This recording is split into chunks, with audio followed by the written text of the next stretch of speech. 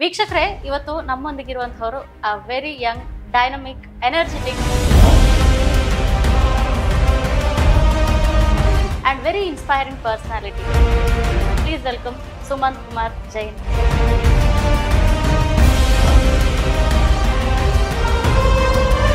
ಅವರಷ್ಟು hard working personality ನಿಮಗೆ ಸಿಗೋದು ಕಷ್ಟ ಅಂತ. So very happy to have you in our show. Sumant sir, what is education to you? ನನ್ನ ಪರಮಪೂಜ್ಯ ಕಾವಂತರ ಒಂದು ಶಿಷ್ಯ ಅಂತ ಹೇಳಿ ತುಂಬಾ ಖುಷಿ ವಿಚಾರ. ಯಾಕಂತ ಹೇಳಿದ್ರೆ ಅದು ನನ್ನ ಜೀವನದ ಒಂದು ಪ್ರಥಮ ಟರ್ನಿಂಗ್ ಪಾಯಿಂಟ್ ಅಂತ ಹೇಳಿದ್ರೆ ತಪ್ಪಾಗ್ಲಿಕ್ಕಿಲ್ಲ. ಡಾಕ್ಟರ್ ಮೋಹನ್ ಆಳ್ವಾಸ್ PUC ಕಾಲೇಜಲ್ಲಿ ನಾನೊಬ್ಬ ಕೆಮಿಸ್ಟ್ರಿ ಲೆಕ್ಚರ್ ಆಗಿ ಸೇರಿರುವಂತದ್ದು ಕೂಡ ನನ್ನ ಜೀವನದಲ್ಲಿ ನನ್ನ ಒಂದು ಪ್ರಮುಖ ಹೆಲ್ಪ್ ಆದ ಅಂಶ ಅಂತ ಹೇಳಿ ತಪ್ಪಾಗ್ಲಿಕ್ಕಿಲ್ಲ. 5 ಮಕ್ಕಳಿಗೆ ಕೋಚಿಂಗ್ ಖಂಡಿತ. ನಾನು ಏನಂತ ಹೇಳಿದೆ, 4 ಮಕ್ಕಳು, ಖಾಲಿ ಒಂದು ನಮ್ಗೆ ತುಂಬಾ ಕಷ್ಟ ಇತ್ತು ಆಗ್ಲೂ ಕೂಡ. ಅಪ್ಪ ಅಮ್ಮನ ಆಶೀರ್ವಾದ, ದೇವರಿಗೆ ಒಂದು ದೀಪ ಹೊತ್ತಿಸಿ ಅಪ್ಪ ಅಮ್ಮನ ಕಾಲು ಹಿಡಿದು ಸ್ಟಾರ್ಟ್ ಮಾಡಿರುವಂತ ಕೋಚಿಂಗ್ ಸೆಂಟರ್.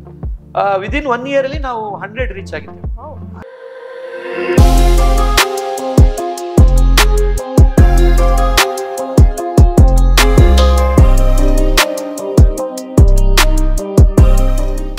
ಉಚಿತವಾಗಿ 4 ವಿದ್ಯಾರ್ಥಿಗಳಿಗೆ ನಮ್ಮಲ್ಲಿ ಫಸ್ಟ್ ಸೇರಿದ್ರು 5 ಮಂದಿ.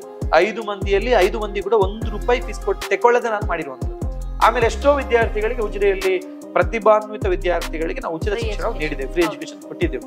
ದೇವರ ದಯದಿಂದ ವರ್ಷ ಹೋದ ಹಾಗೆ ಒಳ್ಳೆ ರಿಸಲ್ಟ್ ಬರ್ಲಿ ಸ್ಟಾರ್ಟ್ ಆಯ್ತು.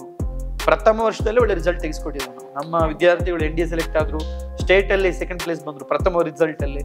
ಆಮೇಲೆ ಮೆಡಿಕಲ್ ಹೋದ್ರು ತುಂಬಾ ಮಕ್ಕಳು.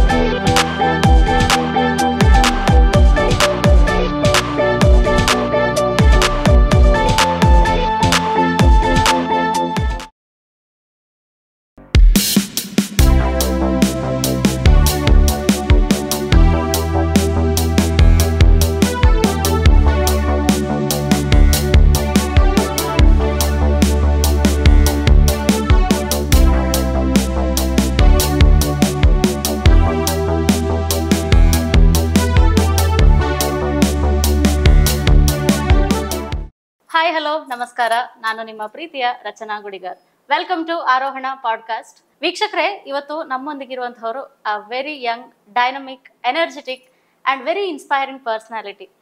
ಒಬ್ಬ ಪ್ರಾಧ್ಯಾಪಕರಾಗಿ ಇಂದು ಎಕ್ಸೆಲ್ ಗ್ರೂಪ್ ಆಫ್ ಇನ್ಸ್ಟಿಟ್ಯೂಷನ್ಸ್ ಎನ್ನುವಂತಹ ಮಹಾನ್ ಸಾಮ್ರಾಜ್ಯವನ್ನೇ ನಿರ್ಮಿಸಿ ಅದರ ಜೊತೆಗೆ ಸಾಮಾಜಿಕವಾಗಿ, ಧಾರ್ಮಿಕವಾಗಿ ತಮ್ಮನ್ನ ತಾವು ತೊಡಗಿಸಿಕೊಂಡು ಅತ್ಯುನ್ನತವಾದ ಹೆಸರನ್ನ ಪಡೆದಿರುವಂತಹ one and only Sumant Kumar Jain ಅವರು ನಮ್ಮ ಜೊತೆಗಿದ್ದಾರೆ. So without much delay, please welcome Sumant Kumar Jain on our show. Sir, welcome to our episode. ನಮಸ್ತೆ. ಹೇಗಿದ್ದೀರಿ? ಚೆನ್ನಾಗಿದ್ದೇವೆ. How is 2025 to you? ಒಳ್ಳೇದಾಗ್ತಾ ಇದೆ. ಎಲ್ಲ ಕೂಡ ದೇವರ ಎಲ್ಲ ಕೂಡ ಚೆನ್ನಾಗಿದೆ. ಮೊದಲನೇದಾಗಿ ಶುರು ಮಾಡ್ಬೇಕಂದ್ರೆ, ಸುಮಂತ್ ಕುಮಾರ್ ಜೈನ್ ತುಂಬಾ ಜನರಿಗೆ ಇನ್ಸ್ಪೈರಿಂಗ್ ಪರ್ಸನಾಲಿಟಿ, ಹೌದು. But how would you describe Sumant Kumar Jain in 3 words? Sumant ಅಂತ ಹೇಳಿದ್ರೆ ಏನ್ ಹೇಳ್ಬೋದು, ಒಂದು ಶ್ರಮಜೀವಿ ಅಂತ ಹೇಳಿ ತಪ್ಪಾಗ್ಲಿಕ್ಕಿಲ್ಲ. ಯಾಕಂದ್ರೆ ತುಂಬಾ ಕಷ್ಟದಿಂದ ಬಂದವನು. ಎರಡನೇದಾಗಿ ಏನು ಅಂತ ಹೇಳಿದ್ರೆ, ಯಾವತ್ತೂ ಕೂಡ ನಮ್ಮೊಟ್ಟಿಗಿದ್ದವರನ್ನು ಬಿಟ್ಟು ಕೊಡುವ ಪ್ರಶ್ನೆ ಇಲ್ಲ. ಎರಡನೇದು. ಮೂರನೇದು ಅಂತ ಹೇಳಿದ್ರೆ ತುಂಬಾ ಸಹೃದಯ ವ್ಯಕ್ತಿತ್ವ. ಯಾವತ್ತೂ ಕೂಡ ಒಬ್ಬ ಕಷ್ಟದಲ್ಲಿದ್ದವರಿಗೆ, ಕಷ್ಟದಲ್ಲಿರುವವರಿಗೆ ಯಾವತ್ತೂ ಕೂಡ ಒಂದು ಮಿಡಿಯುವಂತ ಮನಸ್ಸು. ಸೊ ಇದು ನೀವು ಮಾತ್ರ ಹೇಳಿರುವಂತದ್ದಲ್ಲ, ನಿಮ್ಮ ಬಾಯಿಂದ ಕೇಳಿ ಖುಷಿ ಆಯ್ತು. ಹಾಗೆ ತುಂಬಾ ಜನರಿಂದ ನಾವು ಇದರ ಹಿಂದೆ ರಿಸರ್ಚ್ ಮಾಡುವಾಗ್ಲೂ ಎಲ್ಲರ ಬಾಯಿಂದ ಬಂದಂತಹ ಮಾತಿದು. ಅತ್ಯುತ್ತಮ ಶ್ರಮಜೀವಿ ಅವರು. ಅವರಷ್ಟು ಹಾರ್ಡ್ ವರ್ಕಿಂಗ್ ಪರ್ಸನಾಲಿಟಿ ನಿಮಗೆ ಸಿಗೋದು ಕಷ್ಟ ಅಂತ. So very happy to have you in our show. Thank you so much ಈ ಇಂಟರ್ವ್ಯೂ ಕೊಡ್ತಾ ಇರೋದಕ್ಕೆ. ಈ ಒಂದು ಇಂಟರ್ವ್ಯೂನ ಉದ್ದೇಶ ಏನಂತ ಹೇಳಿದ್ರೆ, ಎಕ್ಸೆಲ್ ಗ್ರೂಪ್ ಆಫ್ ಇನ್ಸ್ಟಿಟ್ಯೂಷನ್ ಆಗಿ ಅದರ ಒಂದು ಫೌಂಡರ್ ಅಂಡ್ ಚೇರ್ಮನ್ ಆಗಿ ತುಂಬಾ ಜನ ಇಂಟರ್ವ್ಯೂಸ್ ಮಾಡಿದ್ದಾರೆ. ಲೈಫ್ ಬಿಯಾಂಡ್ ಎಕ್ಸೆಲ್ ಅನ್ನುವಂಥ ಒಂದು ಥೀಮ್ನ ಮೇಲೆ ಅವರ ಈ ಒಂದು ಇಂಟರ್ವ್ಯೂ ಅನ್ನ ಮಾಡ್ತಾ ಇದ್ದೇವೆ. ಸೊ ಸುಮಂತ್ ಕುಮಾರ್ ಜೈನ್ ಹೇಗೆ ಎನ್ನುವಂತಹ ಅದನ್ನ ಹೊರಗೆ ತೆಗೆಯುವಂತ ಒಂದು ಪುಟ್ಟ ಪ್ರಯತ್ನ ನಮ್ಮ ಆರೋಹಣ ತಂಡದಿಂದ. Sumant sir, what is education to you? Education ಅಂತ ಹೇಳುವಂಥದ್ದು ಬರೀ ಒಂದು ಕ್ಲಾಸ್ ರೂಮ್ ಒಳಗಿರುವಂಥದ್ದು ಅಥವಾ ಬರೀ ಒಂದು ಓದುದು ಅಂತಲ್ಲ. ಒಂದು ಎಜುಕೇಶನ್ ಅಂತ ಹೇಳುವಂಥದ್ದು ಅವನ ಒಂದು ಜೀವನಕ್ಕೆ ಒಂದು ಶಿಕ್ಷಣ ಆಗ್ಬೇಕು. ಅವನ ಜೀವನದಲ್ಲಿ ಅವನಿಗೊಂದು ಉಪಯೋಗ ಆಗುವಂತ ಶಿಕ್ಷಣ ಸಿಗಬೇಕು ಅಂತ ಹೇಳುವಂಥದ್ದು ನಂಗೆ ಎಜುಕೇಶನ್ ಅಂತ ಹೇಳಿ. More than smart board, class ರೂಮಿಗಿಂತನೂ ಜೀವನದ ಕಷ್ಟ ಬಂದಾಗ ಅದನ್ನು ಹೇಗೆ ಫೇಸ್ ಮಾಡ್ತಾನೆ. ಈಗ ಬರೀ ಓದಿ ಮಾರ್ಕ್ ತಗೊಳ್ಳೋದು ಒಂದು ಶಿಕ್ಷಣ, ಅದ್ರೊಟ್ಟಿಗೆ ಜೀವನ ಅಂತ ಹೇಳಿದ್ರೆ ಹೇಗೆ ನಾವು ಅದನ್ನು ಫೇಸ್ ಮಾಡ್ಬೇಕು, ಕಷ್ಟ ಬಂದಾಗ ಅದನ್ನ ಹೇಗೆ ಹೋರಾಟ ಮಾಡ್ಬೇಕು, ಅಥವಾ 4 ಮಂದಿಯೊಟ್ಟಿಗೆ ಹೇಗೆ ಬದುಕಬೇಕು, ಸಮಾಜದಲ್ಲಿ ನಾವು ಹೇಗೆ ಇರ್ಬೇಕು, ಅಥವಾ ನಾವೊಂದು ಹೇಗೆ 4 ಮಂದಿಗೆ ಒಂದು ಉಪಕಾರ ಆಗೋ ರೀತಿಯಲ್ಲಿ ನಮ್ಮಿಂದ ಸಮಾಜಕ್ಕೆ ಕೊಟ್ಟು ಹೋಗ್ಬೇಕು, ಇದು ಅಂತ ಹೇಳುವಂಥದ್ದು ನನ್ನ ಲೆಕ್ಕದಲ್ಲಿ ಶಿಕ್ಷಣ ಅಂತ ಹೇಳುವಂಥದ್ದು. ಶಿಕ್ಷಣ ಅಂತ ಹೇಳ್ತೀರಾ. How happy are you in life?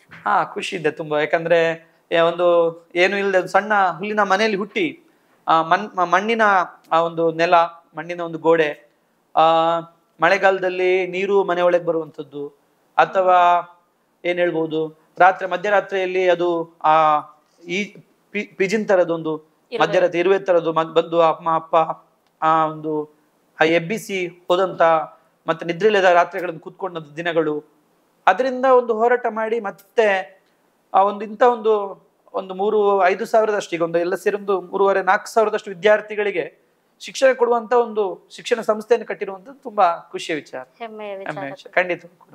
Okay, ಈಗಿನ ನಿಮ್ಮ ವಯಸ್ಸು ಕೂಡ ಅತ್ಯಂತ ಕಿರಿದಾದ ವಯಸ್ಸೇ, ತುಂಬಾ ವಯಸ್ಸಿನ ಜಾಸ್ತಿ ಆಗ್ಲಿಲ್ಲ. 1987 you were born? 88. 1988. Okay. 1988 April 10ರಂದು ನಿಮ್ಮ ಜನನ ಆಗುತ್ತೆ. ಅದು 87, 1 ವರ್ಷ ಬೇಗ ಸೇರಿಸಿದ ನನ್ನ. ಆಗ 1 ವರ್ಷ, ಅದು 6 ವರ್ಷ ಆಗಿರ್ಬೇಕು ಹೇಳಿದ್ರು. ನಾನು ಸ್ವಲ್ಪ ತುಂಟ ಇದ್ದೆ ಮನೆಯಲ್ಲಿ, ಮೇಲೆ ಬೇಗ ಶಾಲೆಗೆ ಸರಿಸಾಗಿ ನಾಯಿಜ್ ಅಂತ ಹೇಳಿ ಮನೆಯಲ್ಲಿ ಯಾವಾಗ ಲೂಟಿ ಮಾಡ್ತಾ ಇದ್ದೆ. ಆಗ ಮತ್ತೆ ನಂಗೆ ಸಹ ಬಾರಿ ಇಂಟ್ರೆಸ್ಟ್ ಆಗ ಎಂತ ಹೇಳಿದ್ರೆ, ಏನು ಶಾಲೆ ಸೇರಿಸಲ್ಲ ಅಂತ ಹೇಳಿ ಎಲ್ರು ಹಾಗೆ ಅಂತ. ನಮ್ಮ ಟೀಚರ್ ಅಲ್ಲಿ ಒಬ್ರು ಸರೋಜ್ ಅಂತ ಹೇಳಿ ಟೀಚರ್ ಇದ್ರು, ಅವ್ರು ಹೇಳುದು ಯಾವಾಗ್ಲೂ ಇಡೀ ಶಾಲೆಗೆ ಬರುವುದ್ರಲ್ಲಿ ಎಲ್ರು ಅಳುದು, ಶಾಲೆಗೆ ಸೇರಿಸೋ. ನಮ್ದು ಹಳ್ಳಿ ಅಲ್ಲ ಅಲ್ಲಿ ತುಂಬಾ, ಶಾಲೆಗೆ ಹೋಗುದಂದ್ರೆ ಎಲ್ರಿಗೆ ಅಳುದಂತೆ ಅಲ್ಲಿ ಮಕ್ಕಳೆಲ್ಲ. ಶಾಲೆಗೆ ಹೋದ್ಮೇಲೆ ಅಮ್ಮ ಬೇಕು, ಮನೆಗೆ ಓಡಿ ಹೋಗುದೆಲ್ಲ ಇತ್ತು. ನಾನು ಹಾಗೆಲ್ಲ, ನಾನು ಶಾಲೆಗೆ ಸೇರ್ತೇನೆ ಅಂತ ಅಲ್ಲಿ ಟೀಚರ್ ಹೇಳಿದ್ರು. ಇಂಬೇಗ 5 ವರ್ಷ ಆಯ್ಜಿ, 6 ವರ್ಷ ಆಗ್ಲಿಲ್ಲ ಇವನಿಗೆ ಸೀಟ್ ಕೊಡ್ಲಿಕ್ಕೆ ಆಗುದಿಲ್ಲ ಹೇಳಿದ್ರು. ನಾನು ಫುಲ್ ಅಳುದೆ, ನಂಗೆ ಸೀಟ್ ಬೇಕು ಅಂತ ಹೇಳಿ. ಟೀಚರ್ ಹೇಳುದು ಇವನು ಅಳುದು ಯಾಕೆ, ಕಾಲೇಜ್ ಸ್ಕೂಲಿಗೆ ಬೇಕಾ ಬೇಡ ಅಂತ. ಆಗಪ್ಪ ಹೇಳಿದ್ರು ಇಲ್ಲ, ಅವಾಗ ಅವನಿಗೆ ಸೀಟ್ ಬೇಕು ಅಂತ ಹೇಳಿ ಅಳುದು ಅಂತ ಹೇಳಿದ್ರು. ಆಗ ಟೀಚರ್ಗೆ ಪಾಪ ಅನಿಸಿ ನಂಗೆ ಮತ್ತೆ 1 ವರ್ಷ ಅದನ್ನ ಅಡ್ಜಸ್ಟ್ ಮಾಡಿ. ಆಗ ಈಗ ನಾಗ ಇದಿರ್ಲಿಲ್ಲ ಯಾವುದು ಡೇಟ್ ಆಫ್ ಸರ್ಟಿಫಿಕೇಟ್ ಯಾವ್ದಿಲ್ಲ ನಮ್ಗೆ, ಆಗ ಇಲ್ಲ ನಮ್ಗೆ.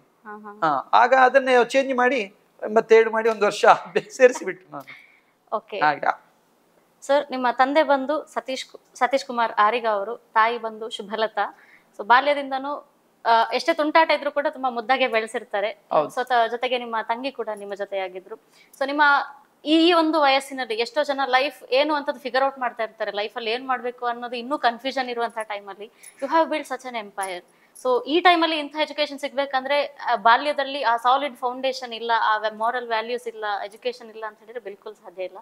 ಸೊ ಇದಕ್ಕೆ ನಿಮ್ಮ ಫ್ಯಾಮಿಲಿ ಬ್ಯಾಕ್ಗ್ರೌಂಡ್, ನಿಮ್ಮ ತಂದೆ ತಾಯಿ, ನಿಮ್ಮ ಕುಟುಂಬ ಅದಕ್ಕೆ ಒಂದು ಗಟ್ಟಿ ಅಡಿಪಾಯವನ್ನು ಹಾಕಿ ಕೊಟ್ಟಿರ್ತಾರೆ. ಸೊ ನಿಮ್ಮ ಬಾಲ್ಯದ ದಿನಗಳು, ಆ ಒಂದು ಟೈಮ್ ಹೇಗಿತ್ತು? ಖಂಡಿತವಾಗಿ ಕೂಡ. ಯಾಕೆ ಅಂತ ಹೇಳಿದ್ರೆ ನಾವು ತುಂಬಾ ಕಷ್ಟ ಇದ್ರು ಕೂಡ ಮನೆಯಲ್ಲಿ ನಾವೊಂದು ಮನೆಯಲ್ಲಿ ಒಂದು ಧಾರ್ಮಿಕ ಸಂಸ್ಕೃತಿ ಇರುವಂತ ಮನೆತನ. ಬಳ್ಳೂರು ಗುತ್ತಲ್ಲಿ ನಾನು ಹುಟ್ಟಿದ್ರು ಕೂಡ ಡಿಕ್ಲರೇಷನ್ ಕಾನೂನುಗಳೆಲ್ಲ ಬಂದು ಎಲ್ಲ ಹೋಯ್ತು ನಮ್ದು. ಹಾಗಾಗಿ ಸಣ್ಣ ಒಂದು ಹುಲ್ಲಿನ ಮನೇಲಿ ಇದ್ರೂ ಕೂಡ ನಮ್ಮ ಏನು ಜೈನ ಧರ್ಮದ ತತ್ವಗಳಿರ್ಬೋದು ಅದನ್ನೆಲ್ಲ ನಾವು ಸಣ್ಣದಿಂದಲೂ ಕೂಡ ಆಚರಿಸಿಕೊಂಡು ಬರ್ತಿರು. ಸಂಜೆ 6 ಗಂಟೆ ಮೊದಲು ಊಟ, ಮತ್ತೆ ಶುದ್ಧ ಸಸ್ಯಾಹಾರ, ಮತ್ತೆ ಪ್ರತಿ ತಿಂಗಳು ಬಸದಿಗೆ ಹೋಗುವಂತದ್ದು, ಇದೆಲ್ಲ ಆಚರಿಸಿಕೊಂಡು ಬರ್ತಿದ್ದೆವು ಮನೆಯಲ್ಲಿ ಕೂಡ. ಅದು ನನ್ನ ಒಂದು ಜೀವನದಲ್ಲಿ ಒಂದು ಒಳ್ಳೆ ಪರಿಣಾಮವನ್ನು ಬೀರಿದಂತ ಹೇಳಿ ತಪ್ಪಾಗ್ಲಿಕ್ಕಿಲ್ಲ. ಅದೇ ತರ ನಾನು 1ನೇ ಕ್ಲಾಸಲ್ಲಿ ನಾನು ಹೇಳಿದೆ, ಏನು ನಮ್ಮ ಶಿಕ್ಷಕರಿದ್ದಾರೆ, ಗುರುಗಳು ತುಂಬಾ ನನ್ನ ಜೀವನವನ್ನು ರೂಪಿಸುದು ಅಂತ ಹೇಳಿದ್ರೆ ಯಾವ್ದೇ ರೀತಿಯ ತಪ್ಪಾಗ್ಲಿಕ್ಕಿಲ್ಲ. ಯಾಕಂತ ಹೇಳಿದ್ರೆ ನಾನು ಯಾವಾಗ್ಲೂ ತುಂಟೆ ಇದ್ರು ಕೂಡ ಓದುದ್ರಲ್ಲಿ 1ನೇ ಕ್ಲಾಸಿಂದ ಹಿಡಿದು 7th ವರೆಗೆ ಕೂಡ ಫಸ್ಟೇ. ನಾನು ಕನ್ನಡ ಮೀಡಿಯಂ ಅಲ್ಲಿ ಓದಿದ್ದು. ಕಡಿರುದ್ದಿ ಅವರದ ಒಂದು ಕಾಣರ್ಪ ಕೊಡಿಯಲ್ ಬೈಲ್ ಅಂತ ಹೇಳುವಂತ ಬೆಳ್ತಂಗಡಿ ತಾಲೂಕಿನ ಒಂದು ಗ್ರಾಮೀಣ ಪ್ರದೇಶ ಅದು. ಅಲ್ಲಿ ನಾನು ಓದಿದವ. ಯಾವಾಗ್ಲೂ ಕ್ಲಾಸಲ್ಲಿ ಫಸ್ಟ್ ಬರ್ತಾ ಇದ್ದೆ ಓದುದ್ರಲ್ಲಿ. ಅಂದ್ರೆ ಅದಕ್ಕೆ ಹಿಂದೆ ಕೂಡ ನನ್ನ ಅಮ್ಮ ಮನೆಯಲ್ಲಿ ಕೂಡ ಓದಿಸ್ತಾ ಇದ್ರು, ನಂಗೆ ಶುರು ಮಾಡ್ತಾ ಇದ್ರು ಯಾವಾಗ್ಲೂ ಓದುದ್ರಲ್ಲಿ ಫಸ್ಟ್ ಬರಬೇಕು ಅಂತ ಹೇಳಿ. ಅದು ಮತ್ತೊಂದು ಏನಂತ ಹೇಳಿ, ನಾನು ಆ ವರ್ಷ 1ನೇ ಕ್ಲಾಸಲ್ಲಿ ಇದ್ದೆ. ಆಗ ನಂಗೆ ಒಂದು ಸ್ಕೂಲ್ ಡೇ ಅಲ್ಲಿ ಪ್ರೈಸ್ ಸಿಕ್ಕಿತ್ತು 1ನೇ ಕ್ಲಾಸಲ್ಲಿ. ಆಗ ನಂಗೆ ಒಂದೇ ಪ್ರೈಸ್, ಯಾವ್ದ್ರಲ್ಲಿ ಓದುದ್ರಲ್ಲಿ ಪ್ರಥಮ. ನನ್ನ ಪಕ್ಕದಲ್ಲಿ ಒಬ್ಳು ಹುಡುಗಿ ಇದ್ಲು, ಅವಳಿಗೆ 8 ಪ್ರೈಸ್ ಇತ್ತು. ಆಗ ಅವರ ಅಮ್ಮ ಹೇಳುದು, ನಿಂಗೆ ಅಮ್ಮ ಹೇಳುದು, ನೀ ಕೇಳ್ಮ ಪ್ರೈಸ್ ಸಿಕ್ಕಿಂಡಲ್ಲ, ಒಮ್ಮೆನ ಒಂಜಿ ಪ್ರೈಸ್ ಸಿಗ್ಲಿಕ್ಕೋಲ್ಲ ಐಜಿಂದ. ಅದಕ್ಕೆ ಅವಳು ಹೇಳುದು, ಅದ್ಯಾಕೆ 8 ಪ್ರೈಸ್ ನಂಗೆ ಸಿಕ್ಕಿದೆ, ಅವನಿಗೆ 1ನೇ ಪ್ರೈಸ್ ಸಿಕ್ಕಿದೆ, ಅವನು ಓದುದ್ರಲ್ಲಿ ಫಸ್ಟ್, ನೀನು ಬೇರೆ ಆಟದಲ್ಲೆಲ್ಲ ಸಿಕ್ಕಿದ್ ನಿಂಗೆ, ಹಾಗಾಗಿ ಅವನೇ ಗ್ರೇಟ್ ಅಂತ ಹೇಳಿದ್ರು. ಆಗ ನಂಗೆ ಅನಿಸ್ತು, ಓ ಹೌದಾ, ಇಷ್ಟು ವ್ಯಾಲ್ಯೂ ಉಂಟದ ಎಜುಕೇಶನ್ಗೆ ಅಂತ ಹೇಳಿ. ಹಾಗಾಗಿ ನಾನು ಫಸ್ಟ್ ಯಾವಾಗ್ಲೂ ಕೂಡ 1st, 2nd, 3rd, 7th ವರೆಗೆ ಕೂಡ ಒಂದು ಓದುದ್ರಲ್ಲಿ ಪ್ರಥಮ ಸ್ಥಾನ ತೆಕೊಳ್ತಾ ಇದೆ. ಅಷ್ಟು ಮಾತ್ರ ಅಲ್ಲ, ಆಗ್ಲೂ ಕೂಡ ನಾನು ಯಾವಾಗ ಭಾಷಣ ಮತ್ತೆ ಸಂಗೀತ ಮತ್ತೆ ನಮ್ಮ ಚಿತ್ರಕಲೆ ಎಲ್ಲದರಲ್ಲಿ ಕೂಡ ಒಂದು ಪ್ರಶಸ್ತಿ ಅಂತ ತೆಕೊಳ್ತಿದೆ. ಕ್ರೀಡೆಯಲ್ಲಿ ಸ್ವಲ್ಪ ಹಿಂದೆ ಇದೆ, ಯಾಕಂದ್ರೆ ಅದನ್ನ ಒಂದು ದೈಹಿಕ ಸ್ವಲ್ಪ ಸಪೂರ ಇದೆ, ನಾನು ತುಂಬಾ ಸಣ್ಣ ಹುಡುಗ, ಹಾಗಾಗಿ ಇರ್ಬೋದು. ಕ್ರೀಡೆಯಲ್ಲಿ ಸ್ವಲ್ಪ ಹಿಂದೆ ಇದೆ, ಆದ್ರೆ ಓದುದ್ರಲ್ಲಿ ಮಾತ್ರ ಅಲ್ಲ, ಈಗ ನಮ್ಮ ಸಂಗೀತ ಇರ್ಬೋದು ಅಥವಾ ಭಾಷಣದಲ್ಲಿ ಯಾವಾಗ್ಲೂ ಕೂಡ ನಾನು ತಾಲೂಕು ಮಟ್ಟಕ್ಕೆ ಸೆಲೆಕ್ಟ್ ಆಗ್ತಾ ಇದ್ದೆ ಯಾವಾಗ್ಲೂ ಕೂಡ. ಹಾಗೆ ಅದು ನಮ್ಗೆ ತುಂಬಾ ಹೆಲ್ಪ್ ಆಗಿದೆ. ಯಾಕಂದ್ರೆ ನಮ್ಮ ಆಗಿನ ಏನು ಎಲಿಮೆಂಟರಿ ಸ್ಕೂಲ್ ಇದ್ದ ಟೀಚರ್ಸ್ ಇದಾರಲ್ವಾ, ಸಪೋರ್ಟ್ ಮಾಡಿದಾರೆ ಒಳ್ಳೆ. ಯಾಕಂದ್ರೆ ನೀವೊಂದು ನಿಂಗೆ ಕೆಪಾಸಿಟಿ ಇದೆ, ನೀನು ಒಳ್ಳೆ ಓದಿದ್ರೆ ಒಳ್ಳೆ ಹುಷಾರಾಗ್ತಿ. ಹಾಗೆ ನಂಗೆ ಯಾವಾಗ್ಲಿಂದಲೂ ಕೂಡ ನೀನು ಮಾಸ್ಟರ್ ಆಗ್ಬೇಕು ಅಂತ ಹೇಳಿ ನಮ್ಮ ಟೀಚರ್ ಯಾವಾಗ್ಲೂ ಹೇಳುದು, ಸರೋಜ ಟೀಚರ್ ಅಂತ ಹೇಳಿದ್ರು. ಅವ್ರು ಯಾವಾಗ್ಲೂ ಹೇಳುದು, ನಮ್ಗೆ ವಿಕ್ಟರ್ ಮಾಸ್ಟರ್ ಅಂತ ಒಬ್ರು ಇದ್ರು, ಅವ್ರ ಹತ್ರ ಹೇಳುದು ಯಾವಾಗ ನೋಡಿ ನಿಮ್ಮ ಹಾಗೆ ಮಾಸ್ಟರ್ ಆಗ್ತಾನೆ ಅಂತೀವ, ಮಾಸ್ಟರ್ ಆಗ್ತಾನೆ ಅಂತ ಹೇಳಿ. ಅದ ನಂದು ಒಳಗಿಂದ ಏನೋ ನಂಗೂ ಒಂದು ಮಾಸ್ಟರ್ ಆಗ್ಬೇಕು ಅಂತ ಹೇಳುವಂತ ಒಂದು ಆಸೆ ಇತ್ತು. ಹಾಗೆ ಮತ್ತೆ ಅದು ಚೇಂಜ್ ಆಯ್ತು. ನಾನು PUC ಸೈನ್ಸ್ ತಗೊಂಡಾಗ ಮೆಡಿಕಲ್ ಮಾಡ್ಬೇಕು ಅಂತ ಹೇಳುವಂತ ಆಸೆ ಬಂತು. ಆಮೇಲೆ ನನ್ನ ಹೈಸ್ಕೂಲ್ ಜೀವನ, ನಾನೀಗ 7th ವರೆಗೆ ಗ್ರಾಮೀಣ ಪ್ರದೇಶದ ಕಡಿರುದ್ದೇವರದಲ್ಲಿ ಓದಿದೆ. ಆಮೇಲೆ 8th ಗೆ ನಾನು ಒಂದು ಇಂಗ್ಲಿಷ್ ಮೀಡಿಯಂ ಸೇರ್ಬೇಕು ಅಂತ ಹೇಳಿ ನಾನು ನನ್ನ ಮಾವನ ಹತ್ರ ಮಾತಾಡ್ತಾ ಇದ್ದೆ. ಬಟ್ ಆದ್ರೆ ನಮ್ಗೆ ಅಲ್ಲಿ ಸ್ವಲ್ಪ ದೂರಿಂದ ಹೋಗಿ ಬರಬೇಕು, ನಮ್ಮ ಹಳ್ಳಿಯಿಂದ ಹೋಗಿ ಬರೋದು ಸ್ವಲ್ಪ ಕಷ್ಟ ಇತ್ತು. ಆಗ ನಂಗೆ ಹಾಸ್ಟೆಲ್ ಶಿಕ್ಷಣ ಬೇಕಿತ್ತು. ಆಗ ನಮ್ಮ ಅಲ್ಲಿ ರತ್ನಮಾನಸ ಅಂತ ಹೇಳುವಂತ ಒಂದು ಜೀವನ ಶಿಕ್ಷಣ, ಪರಮಪೂಜ್ಯ ಕಾವಂದರ ಒಂದು ಶಿಷ್ಯ ಅಂತ ಹೇಳಿ ತುಂಬಾ ಖುಷಿಯ ವಿಚಾರ. ಯಾಕಂತ ಹೇಳಿದ್ರೆ ಅದು ನನ್ನ ಜೀವನದ ಒಂದು ಪ್ರಥಮ ಟರ್ನಿಂಗ್ ಪಾಯಿಂಟ್ ಅಂತ ಹೇಳಿದ್ರೆ ತಪ್ಪಾಗ್ಲಿಕ್ಕಿಲ್ಲ. 8th ಅಲ್ಲಿ ನಾನು ಇದನ್ನು ತುಂಬಾ ಸರ್ತಿ ಕೂಡ ಬೇರೆ ಕಡೆ ಕೂಡ ಹೇಳಿದೆ. ನಾನು 8th ಅಲ್ಲಿ ನಾನು ಯಾವಾಗ ರತ್ನಮಾನಸಕ್ಕೆ ಸೇರಿದೆ, ಆಗ ಅವ್ರು ಹೇಳಿದ್ರು ರತ್ನಮಾನಸಲ್ಲಿ ಸೇರಿದ್ರೆ ಕನ್ನಡ ಮೀಡಿಯಂ ಮಾತ್ರ ಕೊಡುದು, ಇಂಗ್ಲಿಷ್ ಮೀಡಿಯಂ ಕೊಡುದಿಲ್ಲ ಅಂತ ಹೇಳುವಂತ ಒಂದು ರೂಲ್ಸ್ ಇತ್ತು ಅಲ್ಲಿ. ಹಾಗಾಗಿ ನಾನು ಉಪಯಿಲ್ಲದೆ SDM ನ ಹೈಸ್ಕೂಲ್ ಕನ್ನಡ ಮೀಡಿಯಂ ಹೈಸ್ಕೂಲ್ಗೆ ಸೇರಿದೆ. ಸೊ ಅದು ನನ್ನ ಒಂದು ಟರ್ನಿಂಗ್ ಪಾಯಿಂಟ್ ಆಯ್ತು. ಯಾಕಂತ ಹೇಳಿದ್ರೆ ಎಲ್ಲರೂ ಆಗ CBSE ಇಂಗ್ಲಿಷ್ ಮೀಡಿಯಂ ಓದ್ತಾ ಇದ್ರು ಕೂಡ, ನಾನು ಕನ್ನಡ ಮೀಡಿಯಂ ಅಲ್ಲಿ ಓದಿದ್ರು ಕೂಡ ನಂಗೆ ಯಾವ್ದು ಹೆಲ್ಪ್ ಆಯ್ತು ಅಂತ ಹೇಳಿ ಅಲ್ಲಿಯ ಜೀವನ ಶಿಕ್ಷಣ. ರತ್ನಮಾನಸದಲ್ಲಿ ಹೇಗಿತ್ತು ಅಂತ ಹೇಳಿದ್ರೆ ಹಾಸ್ಟೆಲ್ ಜೀವನ, ಅದು ನಂಗೆ ಈಗ ಇಷ್ಟು ದೊಡ್ಡ ಹಾಸ್ಟೆಲ್ ರನ್ ಮಾಡ್ಲಿಕ್ಕೆ ಒಂದು ಏನು ಆಧಾರ ಸ್ತಂಭ ಅಂತ ಹೇಳಿ ತಪ್ಪಾಗ್ಲಿಕ್ಕಿಲ್ಲ. ಆಗ ನಮ್ಗೆ ಬೆಳಿಗ್ಗೆ ಎದ್ದು ತಣ್ಣೀರು ಸ್ನಾನ, 5 ಗಂಟೆಗೆ ಹೇಳ್ಬೇಕು, ಪ್ರೇಯರ್, ಯೋಗ, ಆಮೇಲೆ ದಿನ ಬೆಳಿಗ್ಗೆ 6 ಗಂಟೆಯಿಂದ 7:30ವರೆಗೆ ದಿನ 1.5 ಗಂಟೆ ತೋಟದ ಕೆಲಸ ಮಾಡ್ಬೇಕು. ಮಳೆಗಾಲ ಅಂತಿಲ್ಲ, ಬೇಸಿಗೆಗಾಲ ಅಂತಿಲ್ಲ, ಚಳಿಗಾಲ ಅಂತಿಲ್ಲ, ಎಲ್ಲ ಬ್ಯಾಚ್ ಇತ್ತಲ್ಲಿ. ಹಟ್ಟಿ ಕೆಲಸ ಅಂತ ಹೇಳಿ ದನದ ಕೆಲಸ ಇತ್ತು, ಹಾಲ್ ಕರೀಲಿಕ್ಕೆ ಇತ್ತು. ನಮ್ಮ ಫುಡ್ ನಾವೇ ಪ್ರಿಪೇರ್ ಮಾಡುವಂಥದ್ದು, ಒಬ್ಬರೇ ಮೈನ್ ಕುಕ್ ಇದ್ದು, ಮತ್ತೆ ನಾವೆಲ್ಲ ತರಕಾರಿ ಕಟ್ ಮಾಡುವಂತಿರ್ಬೋದು, ತೆಂಗಿನಕಾಯಿ ತುರಿಯುವಂಥದ್ದು ಇರ್ಬೋದು, ಆಮೇಲೆ ಎಲ್ಲ ರೂಮ್ ಕ್ಲೀನ್ ಮಾಡುವಂಥದ್ದು, ವಾಶ್ರೂಮ್ ಟಾಯ್ಲೆಟ್ಸ್ ತೊಳೆಯುವಂಥದ್ದು, A to Z 8th 9th 10th 3 ವರ್ಷ ನಾನು ತುಂಬಾ ಒಂದು ಅಲ್ಲಿ ಕಲ್ತದ್ದು. ಯಾವಾಗ್ಲೂ 8th ಅಲ್ಲಿ ದಿನ ಅಳ್ತಾ ಇದ್ದೆ ನಾನು, ಅಮ್ಮ ಒಂದು ನಂಗೆ ಬೇಡ, ಇದು ತುಂಬಾ ಕಷ್ಟ ಆಗ್ತದೆ, ಬೆಳಿಗ್ಗೆ ತಣ್ಣೀರು ಸ್ನಾನ ಮಾಡ್ಬೇಕು, ಹಾಲು ಕರಿಬೇಕು, ತೋಟದ ಕೆಲಸ ಮಾಡ್ಬೇಕು, ದನ ತೊಳಿಬೇಕು, ನಮ್ಮ ರೂಮ್ ಬಟ್ಟೆ ನಾವೇ ತೊಳಿಬೇಕು, ನಮ್ಗೆ ಆಗ್ಲಿಕ್ಕಿಲ್ಲ ಅಂತ ಹೇಳಿ ಅಳ್ತಾ ಇದ್ದೆ. ಆಗ ಅಮ್ಮ ಕೂಡ ಪಾಪ ಬಂದು ಅಳುದು, ಇಷ್ಟು ಕಷ್ಟ ಗೊತ್ತಿರ್ಲಿಲ್ಲ ನಂಗೆ ಕೂಡ, ಆಯ್ತು ಈ ವರ್ಷ ಒಂದಿರು 9th ಅಲ್ಲಿ ನೀನು ಮನೆಗೆ ಬಾ ಅಂತ ಹೇಳುವಂಥದ್ದು. ಆಮೇಲೆ 9th ಗೆ ಆಗೋ ಸ್ವಲ್ಪ ನಂಗೆ ಸೆಟ್ ಆಗ್ಲಿಕ್ಕೆ ಸ್ಟಾರ್ಟ್ ಆಯ್ತು. ಸ್ವಲ್ಪ ಓದುದ್ರಲ್ಲಿ ಅಲ್ಲಿ ಕೂಡ ಹುಷಾರಿದ್ದೆ ನಾನು, ಭಾಷಣ ಓದುದ್ರಲ್ಲಿ ಮತ್ತೆ ಸಾಂಸ್ಕೃತಿಕ ಕಾರ್ಯಕ್ರಮಗಳಲ್ಲಿ ಹುಷಾರಿದ್ದೆ. ಹಾಗಾಗಿ ನಂಗೆ 1 ವರ್ಷ ಇರ್ತೇನೆ, 10th ಇಂಪಾರ್ಟೆಂಟ್ ಅಲ್ವಾ, 10th ಮನೆಯಿಂದ ಬರ್ತೇನೆ ಅಂತ ಹೇಳ್ತಿದ್ದೆ.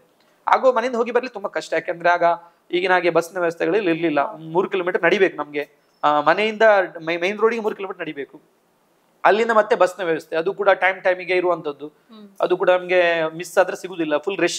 ಹಾಗಾಗಿ ಅಮ್ಮ ಹೇಳಿದ್ರು 10th ಈ ವರ್ಷ ಒಂದು ಇಲ್ಲಿ ಇರುವ, ಮತ್ತೆ PUC ಅಲ್ಲಿ ಹೇಗೂ ನಮ್ಗೆ ಮನೆಯಿಂದ ಹೋಗಿ ಬರ್ಬೋದು. ನಾನು ಕೂಡ ಹೇಳಿದೆ ಆಯ್ತು ಅಂತ ಒಪ್ಪಿದ್ವಿ. ಹಾಗೆ 3 ವರ್ಷ ರತ್ನಮಾನಸ, ಅಲ್ಲಿ ಕೂಡ ಒಳ್ಳೆ ಮಾರ್ಕ್ ಬಂತು ನಂಗೆ 10th ಅಲ್ಲಿ. ಅದಾದ್ಮೇಲೆ ನಾನು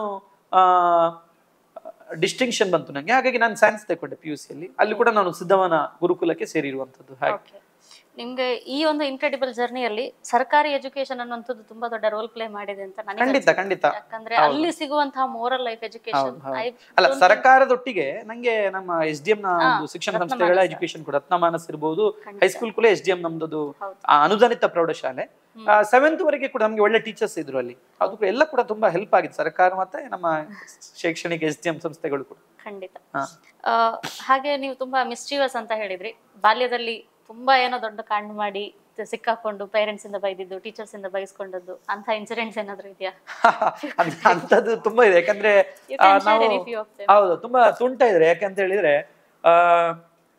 ನಾವು ನಡ್ಕೊಂಡು ಹೋಗ್ಬೇಕು, ದಾರಿ ನಡ್ಕೊಂಡು ಹೋಗ್ಬೇಕು ಹಳ್ಳಿ. ಅಂದ್ರೆ ಅಲ್ಲಿ ಹೇಗೆ ಅಂತ ಹೇಳಿದ್ರೆ ತೋಡು ದಾಟಿ ಹೋಗ್ಬೇಕು, ಆಮೇಲೆ ಗದ್ದೆಯನ್ನೆಲ್ಲ ಪಾಸ್ ಮಾಡಿ ಹೋಗ್ಬೇಕು. ಅಲ್ಲೆಲ್ಲ ಅವರು ಏನ್ ದನ ಬರ್ತದೆ ಅಂತ ಹೇಳಿ ಈ ಬೇಲಿ ಹಾಕ್ತವ್ರು, ಉರುವೆಲ್ ಹಾಕ್ತಾ ಇದ್ರು. ಆ ಉರುವೆಲನ್ನು ಹತ್ತಿ ಹೋಗ್ಲಿಕ್ಕೆ ತುಂಬಾ ಕಷ್ಟ. ಹಾಗಾಗಿ ನಾವೇನ್ ಮಾಡುದು, ನಾನು ಮತ್ತೆ ಪಕ್ಕದ ಮನೆ ದೀಕ್ಷಿತ್ ಅಂತ ಹೇಳಿದ್ದ, ಅವನ್ ನಾವೆಲ್ಲ ಸೇರಿ ಆ ಉರುವೆಲ್ನೆಲ್ಲ ಹಾಕ್ಲಿಕ್ಕಿಲ್ಲ, ಹಾಕಿದ ತಕ್ಷಣ ಬಿಸಾಡುದು. ಒಮ್ಮೆ ಅವ್ರು ಕಾಯ್ತಾ ಇದ್ರು ಯಾರು ತೆಗಿಯುದು ನೋಡ್ಬೇಕು ಅಂತ ಹೇಳಿ, ಬಿಸಾಡುದು, ಬುಡ ಸಮೇತ ಬಿಸಾಡ್ತಿದ್ದೆವು. ಆಮೇಲೆ ನಾವು ಯಾರಿಗೆ ಹೇಳ್ತಿರ್ಲಿಲ್ಲ. ಒಮ್ಮೆ ನಾನು ಹೇಳಿದ್ದೆ ಅಲ್ಲಿಗೆ, ಅದು ತೆಗ್ದದ್ದು ಅಲ್ಲಿ ಯಾರು ಹೇಳಿ, ಭಾರಿ ಒಳ್ಳೆ ಕೆಲಸ ಮಾಡಿದ್ರು ತೆಗ್ದು ಅಂತ ಹೇಳಿ ಯಾರೊಬ್ರು ನಮ್ಮ ಹಾಗೆ ಮಕ್ಳು ಯಾರು ಮಾತಾಡ್ತಿದ್ರು, ನಾವೇ ತೆಗ್ದು ಅಂತ ಹೇಳಿ ಹೀರೋ ಆಗಿ ಹೇಳಿದೆವು.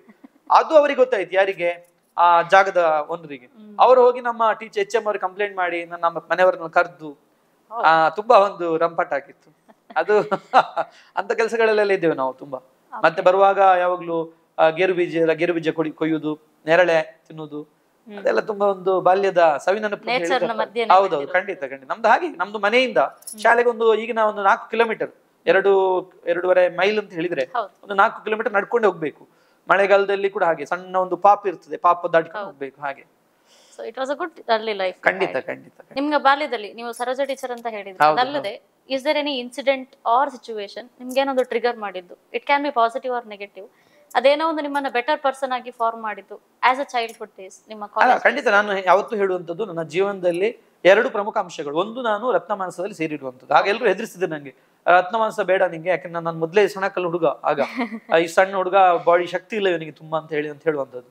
ನಾನು ಅವಾಗ 7ನೇ ಕ್ಲಾಸಲ್ಲಿ ಕೂಡ 20 kg ಇದ್ದೆ ಅಷ್ಟೇ, ಅಷ್ಟು ಸಣ್ಣ, ತುಂಬಾ ಸಪುರ ಇದ್ದೆ. ಆಗ ನಂಗೆ ಏನು ರತ್ನಮಾನಸ ಆಗ್ಲಿಕ್ಕಿಲ್ಲ ಅಂತ ಹೇಳ್ತಿದ್ರು ಎಲ್ರು ಕೂಡ.